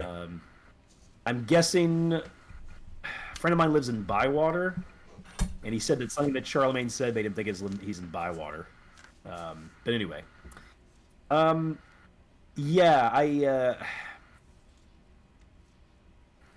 I don't. I mean, I don't know. I kind of go back and forth on this one. Let me get a swig of water here. I'm a little dry because I was talking so much. All right. So one problem that they have is that they're kind of under the radar, so that allows them to be honest and have the kind of following that they have. And a lot of it also depends on, I mean, these are educated people, they're intelligent, but how much support will they have from certain elite networks would be a big deal, especially for these people because they're obsessed with elite theory. So you'd have to have them being able, I think, to gain influence with people in elite circles. The problem with that is people in elite circles right now, I mean, you have outliers, but there's a lot of conformity and rigidness of thought. So I don't know exactly. The other thing too is a lot of their takes in the last few months, I think, have been kind of really off. And I want to say this. Pardon me if I'm not so sharp tonight. Just did a very hot, very bad tour today. So I'm a little. I confess I'm not as sharp as I normally would be, but I mean, one of the criticisms I have of them is the degree to which they denigrate populism. Because I think you can control elite discourse all you want, but it has to be able to have some mass appeal, right? And at the same time, you have people like that's me, like things like the French Revolution, for instance. They'll try. Okay, yeah. There we go. That's the big one. Okay, now I got it jogged. Okay, so one of the things I really am not liking is they got this weird obsession with monarchies and aristocrats, and they talk about aristocrats. They always talk about them very well, and I'm like, you guys haven't read enough history books about what aristocrats are actually like. And I mentioned that because they were talking about the French Revolution, and they were like, well, it created this there was something. It wasn't really it was elevating idiots. It wasn't a meritocratic order. And I'm like, wait, what the fuck? The French Revolution is people trying to assert meritocracy. In fact, creating one of the first meritocracies. That's one of the reasons why the French are so successful militarily. And a big weak spot for them is they have an extremely rose-colored view of monarchy and aristocracies, and that's a big problem I have with them right now. Yeah, it's also funny to me that they think aristocrats make for better natural leaders because I've studied a lot of aristocrats looking at ancient warfare, and if you want a stable political system, aristocrats are not necessarily the best way to go. And even someone like Aristotle, who was himself an aristocrat, said so. And the reason is because they get very, very easily offended. So, I mean, ironically, for a movement that, of course, probably makes jokes about snowflakes and whatnot, aristocrats are the ultimate snowflakes. But unlike people who try to get you canceled or attack you on Twitter, aristocrats just fucking stab you or shoot you. Because if their honor's insulted, they resort to murder as a first resort.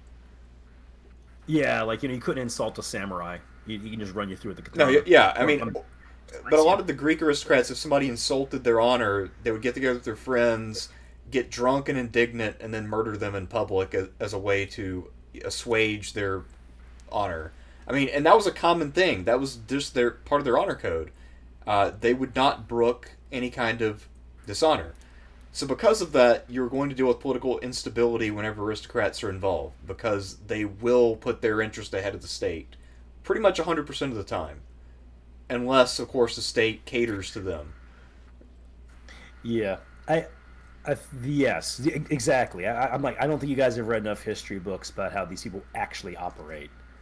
Also, there's a reason this stuff is gone, and it's not a conspiracy theory. So, lately, I feel like the overemphasis on elites also hurts them because they're very critical of democracy. But I'm also like, one of the only paths to power they would have would be to convince people to support people they like democratically. And some Distributus has actually said this before that things like Yarvin,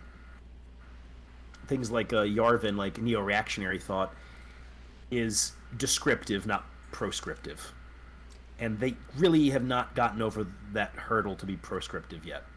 Yeah, I mean, speaking of Yarvin, from what little I've read by him and seen of him, I don't think he can lead a movement that will gain a mass following. I mean, the guy is definitely not for everyone. Yeah, definitely not. And I mean, he'd probably be the first one to admit that. Yeah, I don't think he would deny that. They don't. I'll say this: they don't really harp on what you were calling snowflakes that much. I find, or at least not in the way that some idiot would. Like, who's that really dumb shock jockey kind of guy? There's a lot of them. I know, but there's one in particular who's like has it's like Charlie Kirk or Ben Shapiro or that Steven Crowder. I don't know. Crowder, because Shapiro's a dweeb. Okay. Shapiro's only skill is that he can say the same things other Republicans say, but he can say them faster. Yeah, he also knows debate tricks that he can use on midwits. Yeah, and he's also, because he's so naturally twerpy and obnoxious, he manages to get his opponents pissed off. And then, of course, they make mistakes when they're mad. I mean, which I guess between being able to talk fast and between being able to annoy the shit out of people, that actually is enough to make you a decent debater, just those two things. And he's proven that beyond any shadow of a doubt. Yeah, I think it's one of his only real skills is I feel like, yeah, he's a skilled debater. And then when we talk about this... Oh, go ahead. He's just a dweeb, man. No, Crowder's the one I was thinking of. I mean, I'm not saying they don't criticize the left, right? But they also kind of hold them a bit of awe because of the amount of power that they wield. Like, it's different. That's different than the ones who are like, these people are idiots. Like, like, how do they have any of this kind of stuff? And I think one of the things that they really did nail was that you had your Crowder types, the kind of people who were like, oh, well, these idiot college kids, when they grow up, they'll just, act differently, right? Because that's kind of what happened to some previous generations. And people like Distributors are like, nope, this is a permanent, real cultural revolution that's going to affect everything. And their side was right about that. Yeah, I mean, speaking of Distributors for a moment, I mean, he seems pretty likable, smart guy. I think his the major thing that would hold him back as a leader is that, I guess, to really take his thought seriously, you pretty much have to share his premises, which would mean you'd have to be a conservative Catholic. If you're not a conservative Catholic, I don't think you would really glom on to distribute his thought. I think maybe a little more than that you could, but you definitely have to be religious. I don't necessarily have to be Catholic though. I agree. I think you'd have to be religious. The thing is, this is a movement, or I don't even know if to call it a movement. This is an intellectual circle that is still relatively in its infancy, and the hope that these people would have to have is to influence people who are the more active types, right? Like Franklin Roosevelt wasn't a philosopher. Right. Famously, second-rate intellect, first-rate temperament. Yeah, exactly. So, I mean, yeah, there aren't really too many philosopher king types. So, yeah, of course, these guys couldn't lead a movement in that sense. But you wanted somebody like Franklin Roosevelt, who looks and goes like, oh, those sound like pretty good ideas. I'll try and do that sort of thing. They're not original about it. That's another one too. Other arguments I'd have with them. I mean, they think the way America operates right now was created by Franklin Roosevelt, and I'm like, no, not really. I feel like most of our system right now was shaped by Reagan. Yeah, well, I mean, shaped by what the end of the Fordist system, which is with Douglas Lane. That's the term he's always using. Not a neo-reactionary, by the way. He's like a commie. Or a Marxist. Marxist, probably a more accurate way to put it, really. Yeah, no, question out of left field, and one that I do wonder about. And yeah, just my last thing is some of their historical analysis. I just literally was going to be like, wait, that's really wrong.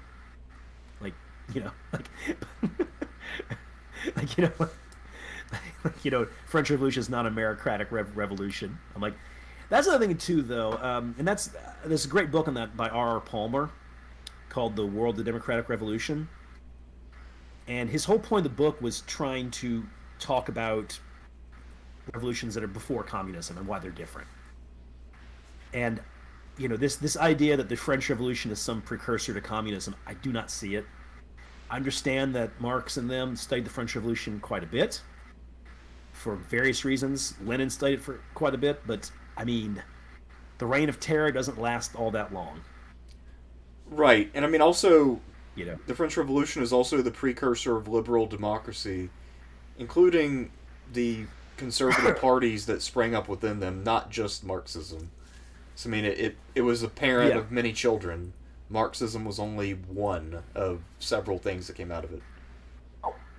Another one too is they'll say things like, "Oh, the Civil War created the centralized state." I'm like, no, it didn't. Centralized state was ditched almost right after the war.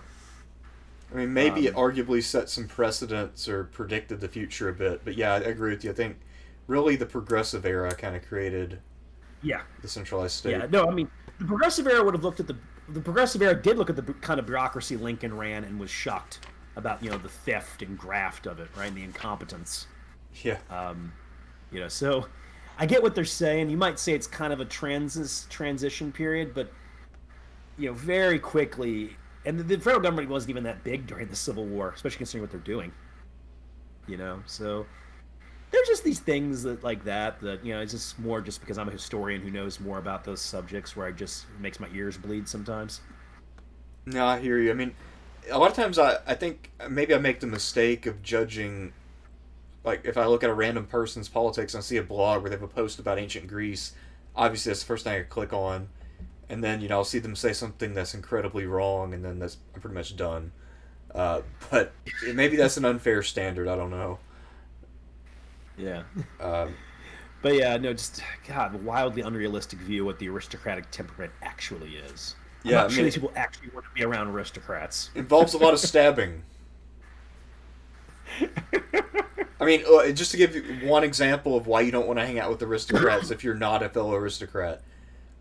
There's a text that exists for ancient Athens where it was an opponent of democracy And one of his chief complaints that he puts at the front of his work is that in Athens, because sometimes poor people and slaves dress alike, you can't just randomly punch a slave if you're having a bad day. He's like, any other city, you can just go punch a slave and feel better. If I'm having a bad day, I got to be careful because if I punch the wrong person, he can sue me for hubris and I lose my money. I mean, what kind of bullshit is that? What kind of an unjust society will not allow a man of good birth really. to punch a stranger for no goddamn reason? I mean, this is degeneracy. I mean, that was his complaint, and it was made unironically. I love it. Love it. No, I mean, but also, I mean, I love the honesty of this author because later on he'll say, you know, as much as I hate the Democratic faction, I do have to admit they are fairly efficient at running the Navy. Now, I think the Navy's degenerate, but they do a good job of running it. So, I mean, I do admit, and also like his honesty, like, look, I just want to punch slaves in the face. You know, that's what he wants to do. But also that's, I mean, one thing that is good about aristocrats though is that they don't bullshit you about what they want. I mean, they're just very blunt because no one disciplined them as children, so you pretty much know where they stand. They don't try to hide things from you. It's like, yeah, here's what I want, and then they'll say the dumbest shit you've ever heard as if it's serious, and if you laugh at them, of course you get stabbed. So, Yeah. Oh, the other. Yeah, I'm sorry. No, go on. You want to get to the next super chat? yeah, Ed Carter, 999. Thank you, sir. He said, "Do you have a TikTok account? I have a large following on mine, and if you had one, I think you'd do outstanding." Well, thank you, Ed. I actually don't have a TikTok right now. Yeah, I'm not on TikTok. It looks fun. People like it, but I guess because the videos are too short, so I'm just like, eh. Yeah, I mean, I think once I upgrade my phone, I'm going to try to get something that can actually take videos. Maybe at that point, I mean, good videos. Obviously, my phone can take videos, but it just looks shitty. Yeah, I don't know. Maybe, especially if I go places like museums or I'll be living near a battlefield when I move. Yeah, maybe I'll do something that might be TikTokable, if that's a term. I don't know. We'll see. At this point, I'm kind of on the fence about that platform, but I won't rule it out. Let's put it that way. And I mean, I guess it would just be a good supplement because somebody says here it doesn't actually pay. But if YouTube didn't pay originally either, I mean, if TikTok remains around, it will eventually monetize. Yeah. Okay, so, but thank you, Ed. I'll keep that in mind if I ever go that route. I'll let you know. Okay, next up we have Garvin Smith for $4.99. Thank you, Garvin. And this is a Sean question. He says, was wondering your opinions on Ron Chernow's Grant. Love the content. I didn't like it. I thought it was too laudatory. Also, yeah, I just didn't. Let me do this real quick. I got my review. It's been a while, but I'm gonna pull it up right quick and see what I wrote.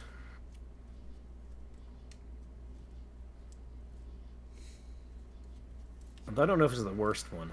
I don't know. There's a lot of bad Grant books lately.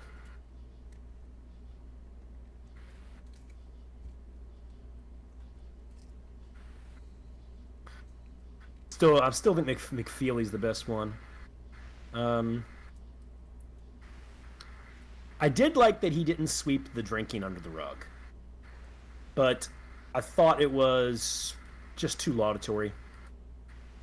You know, I didn't really care for it too much. I don't think it's the worst one though. I think your two Grant books are McFeely and Simpson. Simpson's the best of the positive Grant historians, I would say, and the one who has the best research too.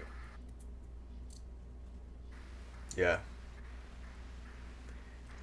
But there's also Grant Under Fire if you just want to read somebody who just dunks on Grant the entire time. That's really well researched, though.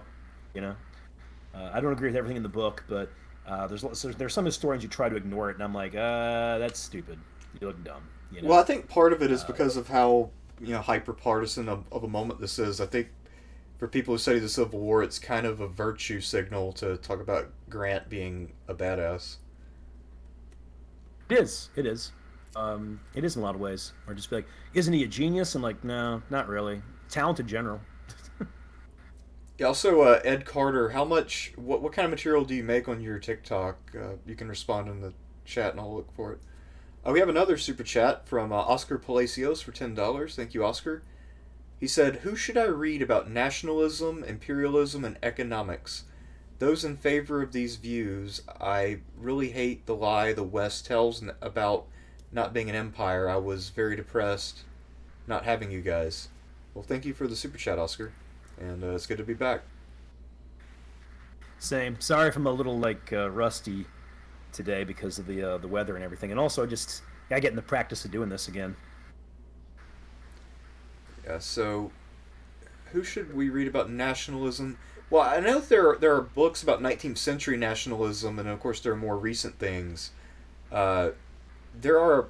I feel like if you just look up a book with the title 19th century nationalism, you'll find plenty of decent things. And if you look for one of those that are designed to be a college survey text, I've got one here. I just can't see it from where I'm at, but there are some of those that are pretty standard that explain the origins and evolution of nationalism up to about World War One. I'd start with that, and then go for more modern stuff after that. In terms of imperialism, I'm guessing you'd want to start with. Do you know of any good texts on imperialism, especially the origins? Well, there is the myth. There is Hannah Arendt's Origins of Totalitarianism, where she has an entire section on imperialism and how it created totalitarianism. It's a good chapter. One I haven't read yet, but it's supposed to be really good, is by Glubb. It's called The Fate of Empires and Search for Survival. Most of what I know about those topics is filtered through reading history books, though. And then noticing certain patterns with them as well. I'm a big fan of that idea that you can tell the empire is about to fall when it becomes, or it's about to go into a steep decline when it becomes less innovative intellectually. Yeah. Yeah, that was the argument in Starr's History of the Ancient World that I thought was a well-made argument, very interesting. And then beyond that, just whatever stuff I listened to on YouTube. The nationalism book that we were assigned was Imagined Communities, which is terrible. Benedict Anderson. Yeah, it's also funny. My dissertation advisor, is a huge fan of Benedict Anderson's book, and he really hates scholars who hot dog. So I was wondering about that because I'm like, you realize he literally has a postscript that's just 30 pages of sucking his own dick, right? Because if you read the most recent editions of Benedict Anderson's Imagined Communities, it's literally just him talking about other people talking about how brilliant he is, and how right he was, and how awesome his book is, and how transformative it is. Oh God! I feel like even someone with an out of control ego usually would have the sense to go to one of their friends, like, "Hey, Sean, I need somebody to write a new postscript for my book to talk about its success." I'm a little embarrassed to talk about how successful this has been. Think you could do that for me? Instead, it's like, let me just tell you how awesome I am. So, I've never seen a brag that hard in my entire life. And I've read hundreds of books since I saw that one. And I've still seen no one come anywhere close to that. Oh God. Yeah, one interesting book is The Tragedy of American Diplomacy, which is essentially, tragedy for him is how did a country founded in a rebellion against empire become an empire? I do agree with you, Oscar, about the West pretending not to be an empire when it most obviously is. Yeah, I guess the West has evolved to not occupy countries directly, but just exploit them economically through corporations. Yeah, in large part. And a lot of other things too, but yeah. All right. You got anything else, or are we all good? That is all. I guess there was you one... want to talk about... Oh, yeah, we'll get into what we want to do going forward. There was one, I guess, slight unresolved question. Forgot to mention it to you earlier, but I saw it in the chat while we were talking about planes earlier. And I guess the issue is, as a pilot, how good was Goering?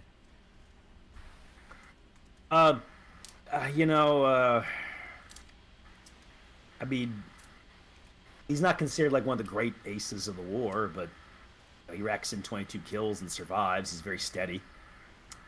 Um, so I mean, if he was some great ace, considering how long his service was, he would have racked up more kills, right? But I'm not going to say he's a bad pilot because he most certainly isn't. So, I mean, do you think it's safe to say that part of his prominence was that he was the highest achieving pilot who was also friends with Hitler? Well, he's only remember. You say highest achieving. He's only got 22 kills. But, I mean, who was friends with Hitler? Oh, who's friends with Hitler? Yeah. And I mean, keeping in mind this too, he won a Blue Max, led Josta 11, which was elite. He wasn't a celebrity in Germany, but he was known. This also really helped Hitler out because Goering had a lot of connections with businesses and other wealthy people. And you understand that too. Nazis are really more of like a middle class movement in a lot of ways. That's where they got a lot of their support from. The rich industrialists of Germany, with one exception, really weren't pro Hitler. They eventually just kind of held their nose and backed him because they were more afraid of the communists. But Goering was able to get some people of means to support Hitler, and that really helped out. So yeah, I mean, yeah, Goering was a good pilot, no doubt about that. All right, that makes sense. I mean, I know he was pretty. I mean, yeah, he's a quadruple ace, so he had to be pretty good. And like I said, I'm still pretty convinced that most of the. I'm convinced that if you were able to survive the war, you had to be okay at least. Yeah, most certainly. I would like to get some percentage numbers on what the losses were. What percentage of British pilots died, for instance, especially with them because they had such horrendous losses due to their doctrine and also just to some poor pilot training for a period of time. Yeah. Oh, we have one more super chat that just rolled in from Brendan Samadi for $10. Thank you, Brendan. He says, a Sean question in all caps. Oh God. What are your What is your opinion about the Russo-Ukrainian war right now? And the future looks grim. Also, ever read Ronald C. White's book on Grant and Lincoln? I believe I have read the White book. Let me check that real quick. I think I read that a long time ago, though. God, there's just been like a plethora of just bad Grant biographies. I think the White one's pretty bad, though. I think it's actually worse than Chernow, if I'm not mistaken. Let me see, though. Yeah, things do look really grim right now. Let me see here. Oh, yeah. Yeah, this one's bad. Yeah, this one's not only bad, this one actually has a lot more factual errors, too. But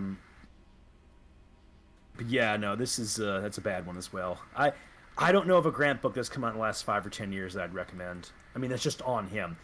Now, I mean, if you want a book that handles Grant very well, there's The Impulse of Victory, which is about the Chattanooga campaign. And it's by Dave Powell. He's a great researcher, and he's extremely fair to Grant. Strengths and weaknesses. So, it's not that there's not good stuff being done. It's just that, God, so much of it's just got such a slant. I guess Grant Under Fire. It's a good book overall. I don't agree with everything in it though, but it definitely does have its bias. But once again, it's really well researched. It's one thing I always give him credit for. Ukraine. Well, I mean, they're gonna lose. That's pretty much it. Yeah, it looks that way. I mean, it looks like the Russians, for all the military setbacks they had in the early going, the heavy losses, etc., they more or less have secured the 2 provinces they want. Yeah, look, Russia was never going to lose within reason. Okay? It's why the whole, everybody getting all excited about Ukraine thinking they're going to win the war months back just annoyed me to no fucking end. In some cases, it just people would tell me I was wrong, and I was like, wait, how many books you read about this kind of stuff? Yeah. Well, I mean, everybody Yeah, became a like, military seriously. expert as soon as the war started, if you'll recall. Oh Certificates yeah, and arrived I'm in the like, well, I was mail. like, well, yeah. I'm just like, yeah, the Russians going to do what the Russians have been doing since Peter the Great.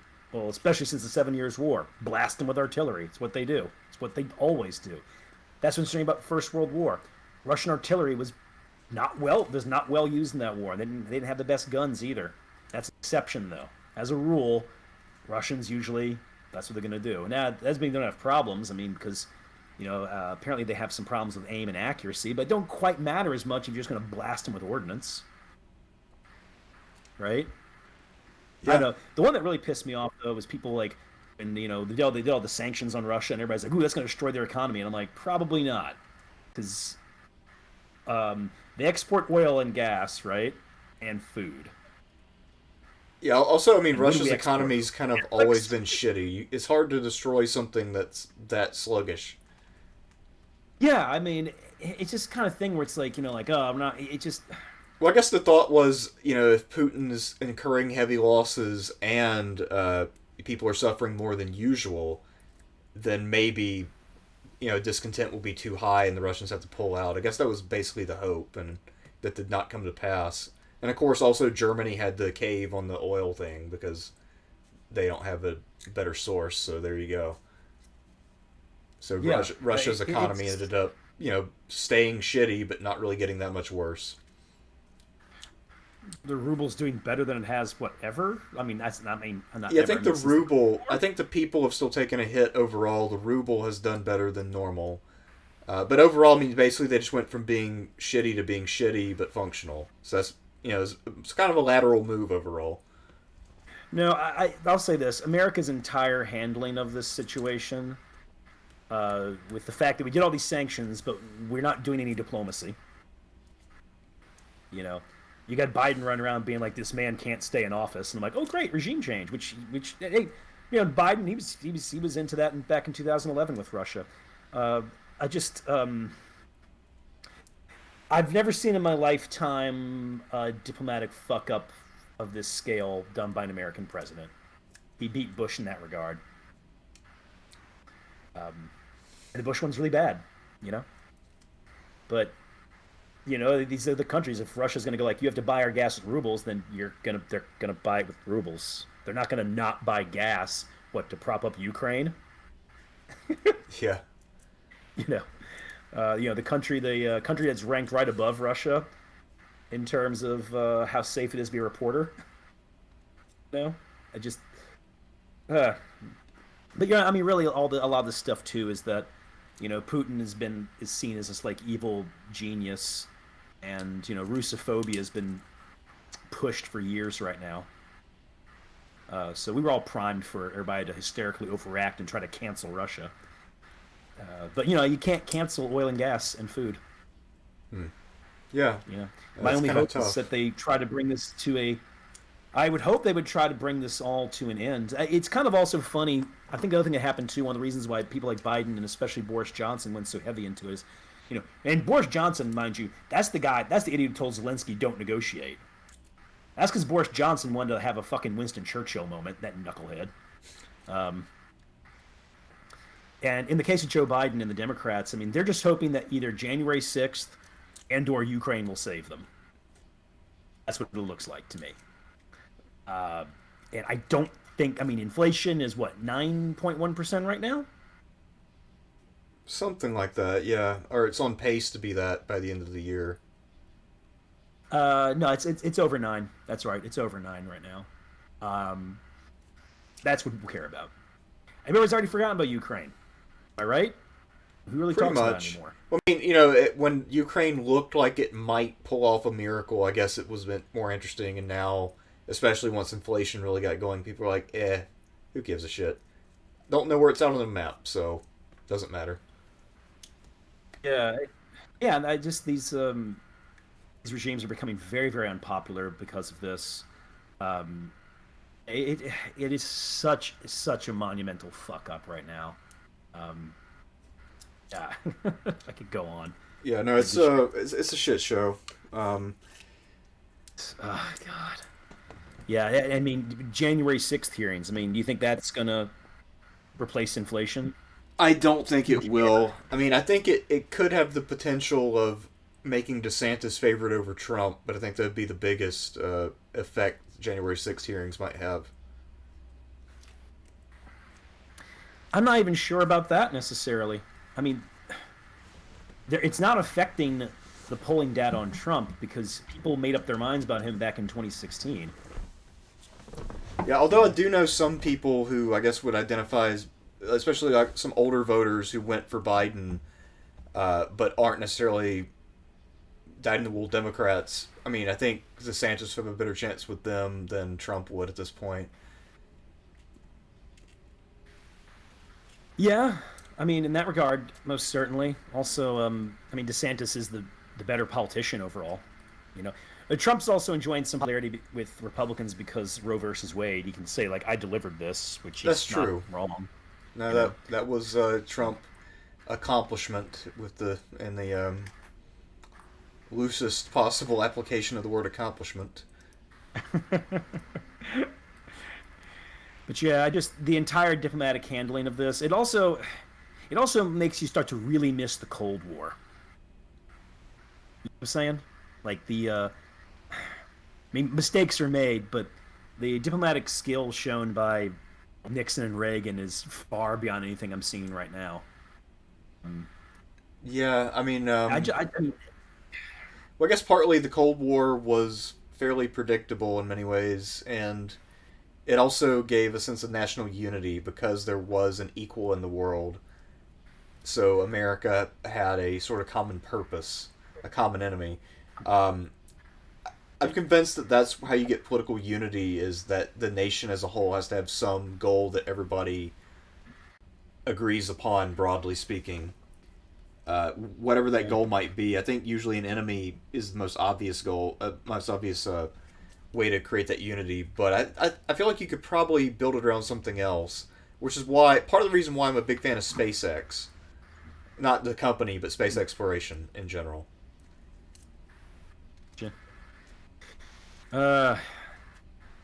Yeah, no, this whole thing of the Ukraine war, it's a fucking disaster. And it really is showing the sheer incompetence of our people in charge.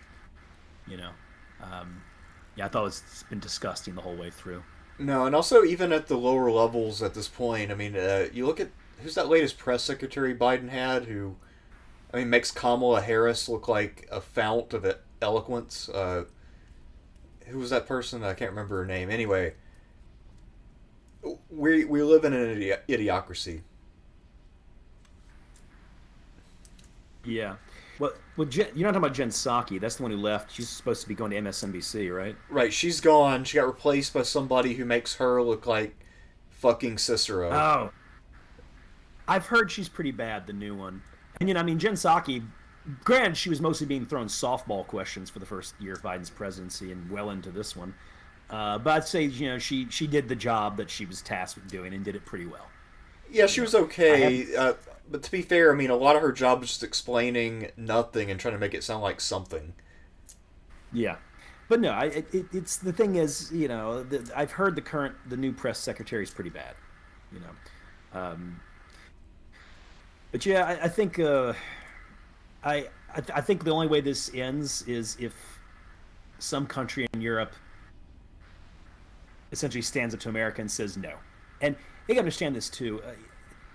You know, Europe showed a good amount of independence with the Iraq War. Most European countries, they really haven't since then. You know, I mean, they really do kind of act like they really overall do seem to just do our bidding lately. You know, so you'd have to have something, a country like France or Germany, just say enough. This is over. Yeah. You know, either one of those two. They're the two most powerful ones. And you'd also probably need a British prime minister who doesn't want to become the next Churchill. But I don't know. British politics is extra fucked. That country hasn't had a good prime minister since Macmillan and probably Clement Attlee. Yeah, it's... I think about... Actually, we should do a prime minister tier ranking sometime, because I always find it fun to discuss political leaders who are incompetent, because it gives me a little bit of hope. Or at least it gives me a sense of solidarity in the sense that At least we're not the only ones who are ruled by morons. Oh yeah, no. I mean, every prime minister from Blair to Johnson is an F. Every single last one of them. Yeah. I mean, like John Major and Margaret Thatcher are like E's. Yeah. Yeah, I mean, I'm so glad I'm not British. Yeah, For a lot of reasons, but that's one of the big ones. And to be fair, British prime ministers don't have quite the same sway that American presidents have, but still, it can be damaging to be led by an idiot. Yeah, but yeah, true. And also, but you think back to those the glory days, right? Like, there's a lot of things I don't like about Gladstone or Disraeli, but those are very intelligent, serious men who were effective prime ministers. Yeah, Lord Salisbury, Lloyd George. yeah. Now, You Lloyd, know, I Lloyd think- George, I mean, at least domestically, Lloyd George was the shit. And I think his war policy is a little underrated. I feel like he gets a bit of a short shrift from, like, Western Front Association. He wasn't perfect Yeah. on the war, but at least he wasn't a complete moron either, so... Yeah, just Britain overall, because I mean, prime minister kind of gets developed in the 1700s, and you had ones who failed. Most famously, Lord North, the one who loses the American colonies. But even the ones that I would have major disagreements with, because 1800s Britain is not my idea of an ideal government. They're going hardcore for essentially proto neoliberalism in some ways. A lot of free trade stuff, but these are intelligent, serious men. I mean, Boris Johnson. Yeah, I get it. He can recite a lot of the Iliad in Greek, but that fucking hair, man. Yeah, the hair is. Do you think it's real? I don't know. I mean, he's got to mess with it to try and make it look sloppy. It's all for gimmick. Oh, you But, I think mean, he's going for like middle-aged boy band look on purpose? Yeah, definitely. Like bloated beetle. Bloated beetle. Yeah. God, Tony Blair, I can't stand listening to that man. Like, I just know he's lying the entire time. Yeah, I don't Tony think he's Blair said a lot sucks. in decades. Tony Blair is fucking awful. Ah, God, these people are. We just go off on this, man. We gotta stop. British Yeah. prime minister are just so incompetent. Yeah. Well, Like, so I looked at who's running. Their whole leadership race is just a race to the bottom. I mean, these are some dumb fucks who are trying to get in. yeah. We have one more from Australopithecus afarensis for 199. Thank you, Double A. He says, "Do you see Russia continuing to the Baltics?" Well, I don't think so, because the Baltics are much more supported by NATO, and also the Russian military after the war in Ukraine. They showed that they have some definite limitations when it comes to fighting a heavy metal war, or I mean, that's the term I prefer for tank on tank and aircraft and Yeah. all the fancy shit. Well, they're going to need a moment. They're going to need time to recuperate. And, the Russian military right now, it was probably overhyped going in, and then in their first 2 months, it gets really underhyped. Right? And we just kind of have to take an even view of this. Right? Yeah. So their military has certain strengths and definite weaknesses, but no matter what, they invaded a very large country whose military was very weak in 2014, but we pumped weapons and advisors into them, so that made them better. And they put up a better fight than most people expected. Russia would need time to revamp their military. They cannot just go right into something else. Yeah, they need And also, heavy reforms. Yeah, the only way they're going to the Baltics is if NATO collapses. Which apparently Macron, behind closed doors, said NATO's the dumbest alliance in the world or something like that. Yeah, So, I think he has a you know. pretty good chance of not getting reelected, to be fair. Who, Macron? Yeah, from what I've read. Oh, well, his party and their he got elected, but his party just got their asses kicked in their recent elections. Yeah. Now that's one of the reasons why Johnson lost his seat was because there was some seat in England that's been Tory since like 1850 or something, and they said no. So a lot of volatility going on right now. Yep. I mean, it's the death throes of neoliberalism. The very slow death. Among other things, the euro is doing really poorly. Um, but I guess that's what happens when you declare economic war on a country that supplies you with your gas, which is, at base the most important thing in the world. Yeah. Smart move, guys. Smart move. But I guess you're right. They thought we apply maximum pressure right now and then Russia just folds. Okay, that's failed. Do diplomacy now.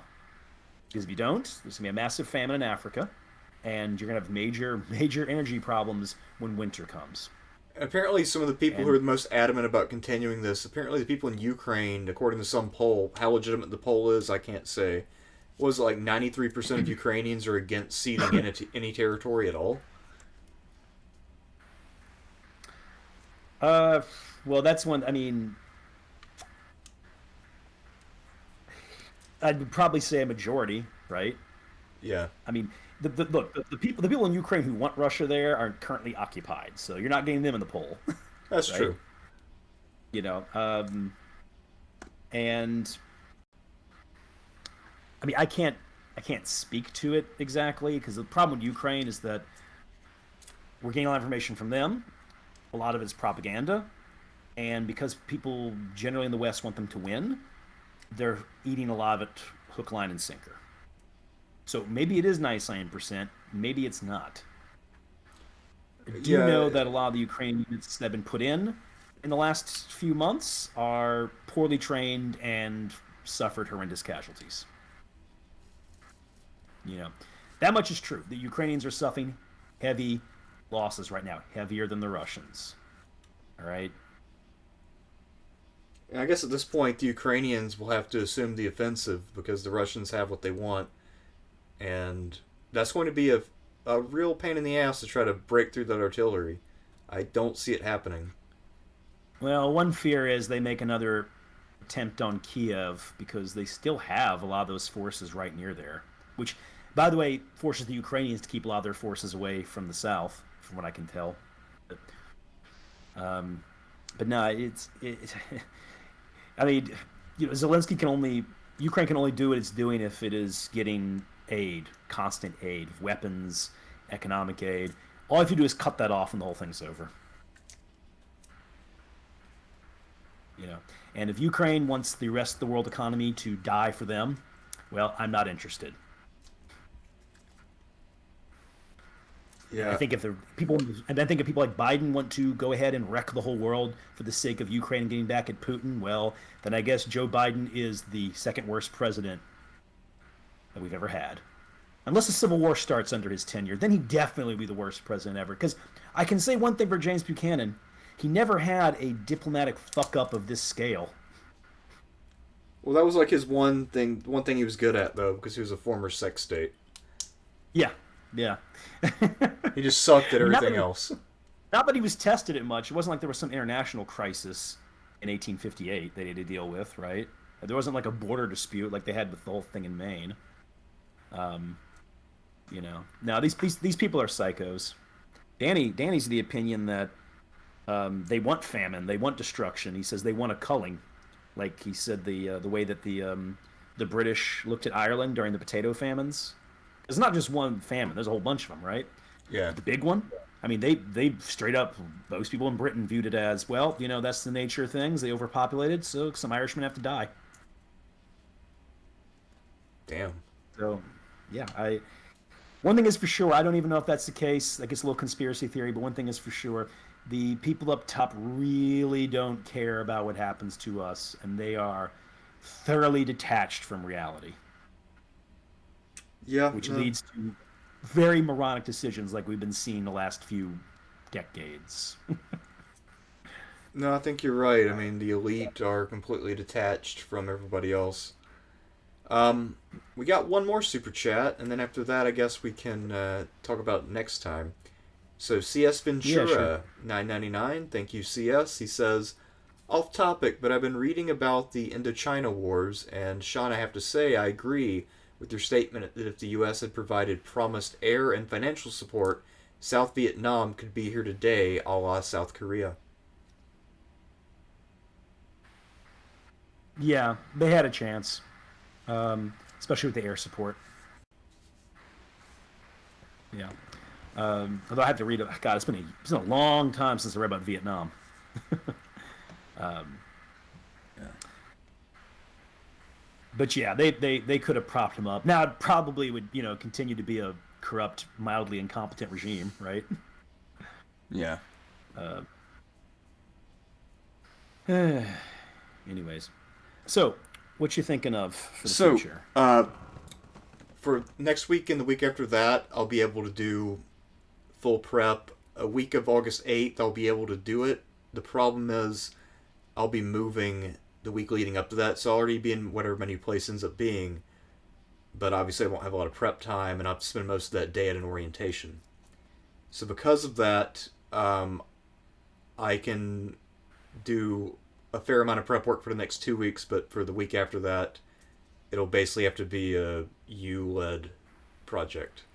So the thing I thought of was, for next week, the Eurypontid kings of Sparta. Then the week after that, the Augeid kings of Sparta.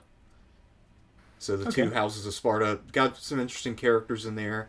Gives us a chance to go through some Greek history, including the archaic, classical, and early Hellenistic periods. And I think we can get to some pretty interesting stuff. And a lot of these guys are actually interesting. Some not as much as others, but I've been looking into these guys, and I think there are a few people that you all will love. Yeah, cool. I think we do a video that week, we can't have much prep time. We could do something like Sega Genesis games, something fun. Yeah, we could do that on August 8th, perhaps. On my end,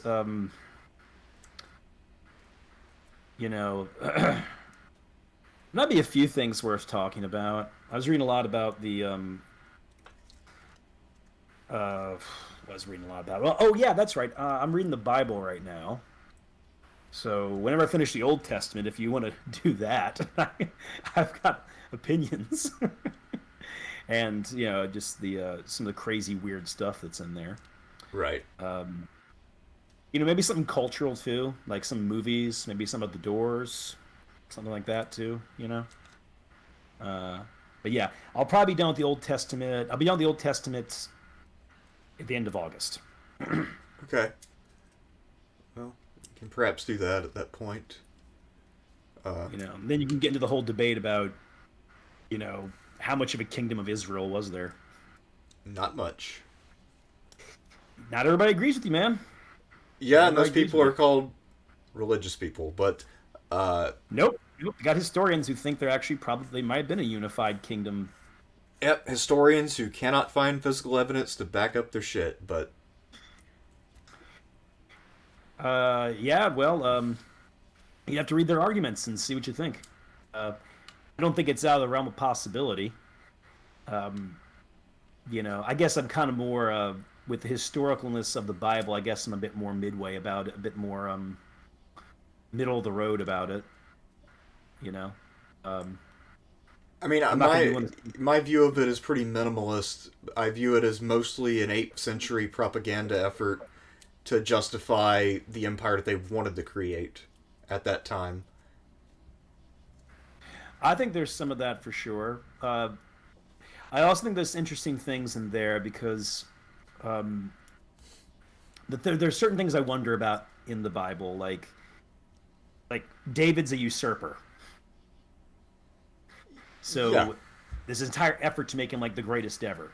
But then they still put in that one story where he kills Uriah, or has him killed, so that he can be with, what's her name, Bathsheba? Yeah. Yeah. So you're like, wait, so this guy is just like fucking amazing the whole way through, right? And then this one thing happens. Things like that. I just wonder, like, why did they keep that in there instead of going to the full propaganda effort? And at the same time, why even talk about Saul? Because the way they talk about him changes a bit over time. And I think it's because Saul was a real guy who probably ruled a loose group of tribes that are constantly at war. Hence why the Old Testament is just every other page is just they're fighting some new tribe or group, or they're getting invaded. Right? I mean, Yeah. it's just constant. It's constant warfare. And that Saul's line of succession was usurped by David, and there had to be an explanation for that, and they came up with one. Yeah. Yeah, that would make sense. I could see that. And Yeah. also, I think a seal for David actually has been found. So he's kind of been confirmed, or at least there's a piece of evidence that suggests that he was real. Interestingly enough, even though Solomon supposedly ruled over the kingdom at its height, there is still zero evidence of Solomon. Which it seems like it'd be the opposite. But anyway. I think there is some, but it's much more scant. Solomon's weird, though, just to say that part of the Bible, just saying here real quick, it's really boring.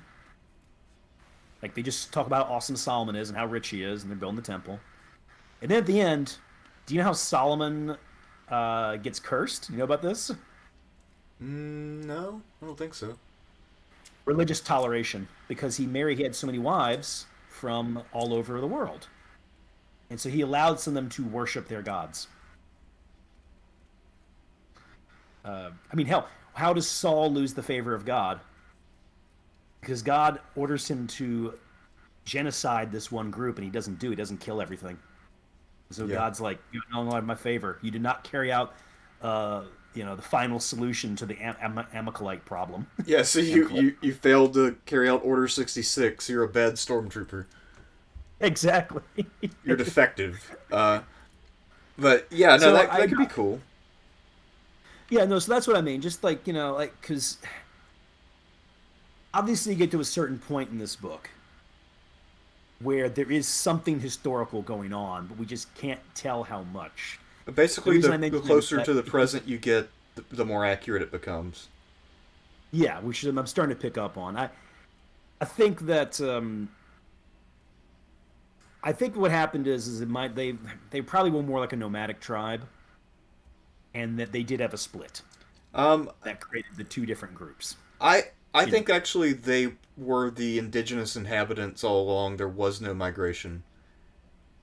The reason why You they don't put themselves coming out of Egypt, well, one, there's no evidence that a massive group left Egypt, but two, their material culture evolves very steadily without breaks, and we see that they have the same language as the Canaanite neighbors, whereas if they were okay. invading group from outside, there would be some differences.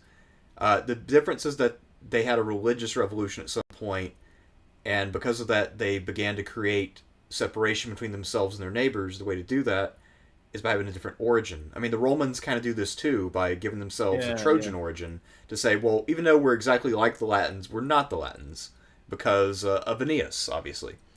Yeah, So- I see what you mean. yeah, Yeah. and just like when we get into archaic Greece, when we talk about the Eurypontids and Aegids, we'll also see that most of early Spartan history is probably made up, actually.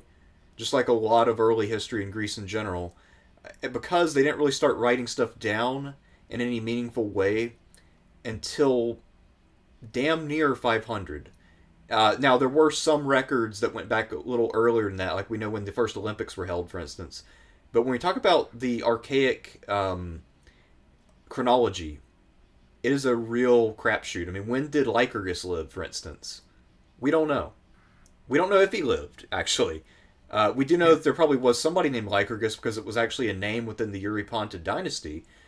But whose uncle was he? When did he live? And also, it's possible that there wasn't a Lycurgus early. He founded some laws, and future laws were just called the laws of Lycurgus. But because no one wrote the shit down until centuries after it started happening, everything got muddled. There are alternate traditions. Different people said different things. Different families had different traditions that made themselves look better. Early Greek history, there's a crazy diversity in terms of what the story is. Wow. So yeah, we'll get into some real huge variants. But once you get down to about the time of the Persian Wars, that's when things become much more clear. Or actually, I'd say maybe about 30 years before the Persian Wars. That's when things start to come into focus. Because imagine just driving through an impenetrable fog bank, you start to see a little bit of stuff, and then by the time you get to the classical period, the sun is out finally. But yeah, it takes a long time to get out of that cloud bank. And so a lot of what we know about the archaic, it's kind of like the limited literary evidence plus some archaeology. And it's kind of a lot like early biblical history, actually, in the sense that quite a bit of it is quite a bit of what was written down in the sources is probably not that accurate, honestly. But once we get to the classical period, it appears that accuracy improves dramatically because people actually want to record what happened. Well, I'm reading through Second Kings and Second Chronicles, and that's where things are getting more accurate. And like they're mentioning other like there's they mention a pharaoh who invaded, and we actually pretty sure that which pharaoh it is. They missay his name, but there was one with a similar name who we know did invade Israel and carried off a lot of stuff, for instance. Yeah. Yeah, you mean like Judges? That's just a collection of like, look at this badass Hebrew warrior, Yeah, whereas in reality, Judea most likely never produced too many great warrior kings because they were pretty much sidelined from the main tracks of invasion for most of their history. I mean, Jerusalem, one thing it has going for it is it's defensible. Another thing it has going for it is that you can easily bypass it without needing it. So that definitely saved their ass a lot of times. Because I found it funny. I was talking to some religious person once, and he got super pissed because I said Jerusalem's not strategic. Because it isn't. Unless your goal is to occupy Jerusalem itself, you can bypass it with no negative consequences. As long as you're trying to go somewhere else. Yeah, unless you actually say, I want Jerusalem. Yep, I mean, you can go north or south of it, or east or west of it, without needing to control it. Also, I mean, it wasn't like a grand city at that time. It was not. Yeah. I mean, it was maybe... I think once you get into the classical period proper, where you see general growth, it becomes much bigger, but even still, it is not on the scale of, say, Alexandria or Antioch or Athens or any of the major cities that people can name right offhand. I mean, I don't even know if it would have cracked the top 50 cities in the Roman Empire. And if it does, it's probably toward the bottom of that top 50.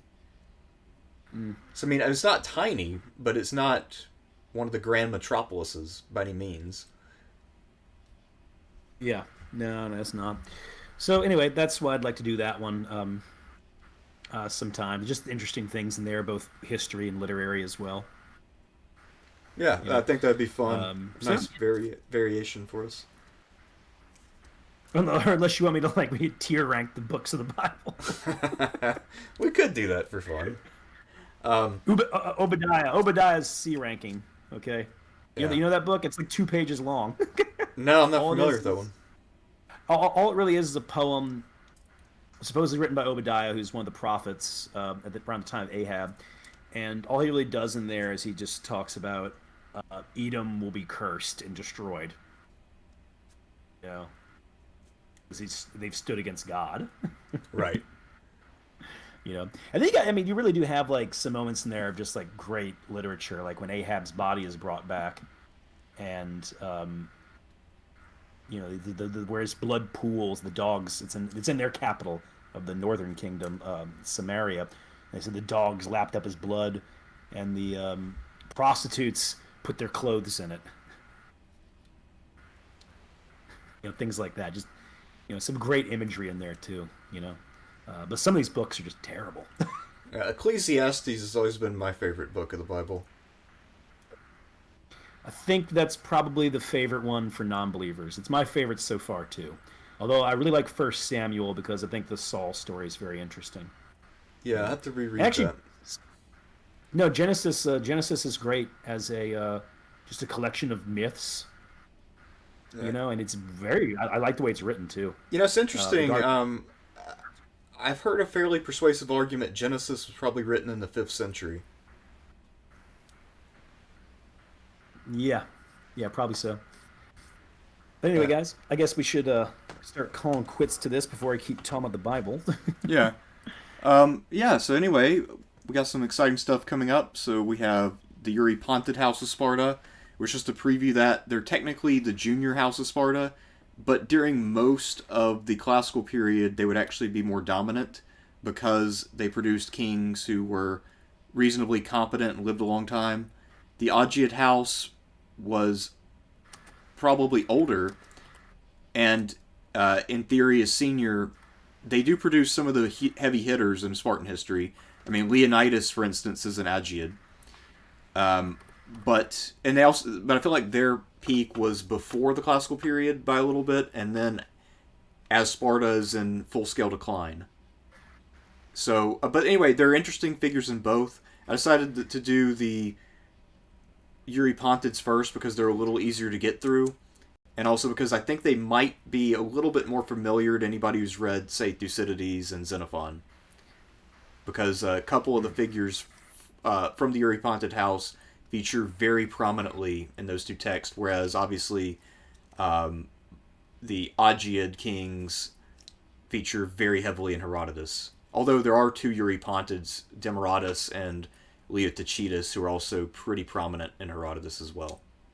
But anyway, so just to preview what is coming up next week, and then of course we will have whatever we decide on August 8th. So keep that in mind. Remember, like, subscribe, comment, rate. Well, I guess there's only 2 options for rating now. And we have a Patreon too, so check that shit out. Anyway, that's enough for now. Thank you all for coming out tonight. Thank you, Sean. And thank you to the Sopwith Camel. Peace out. Always. Yeah. Later. All right, we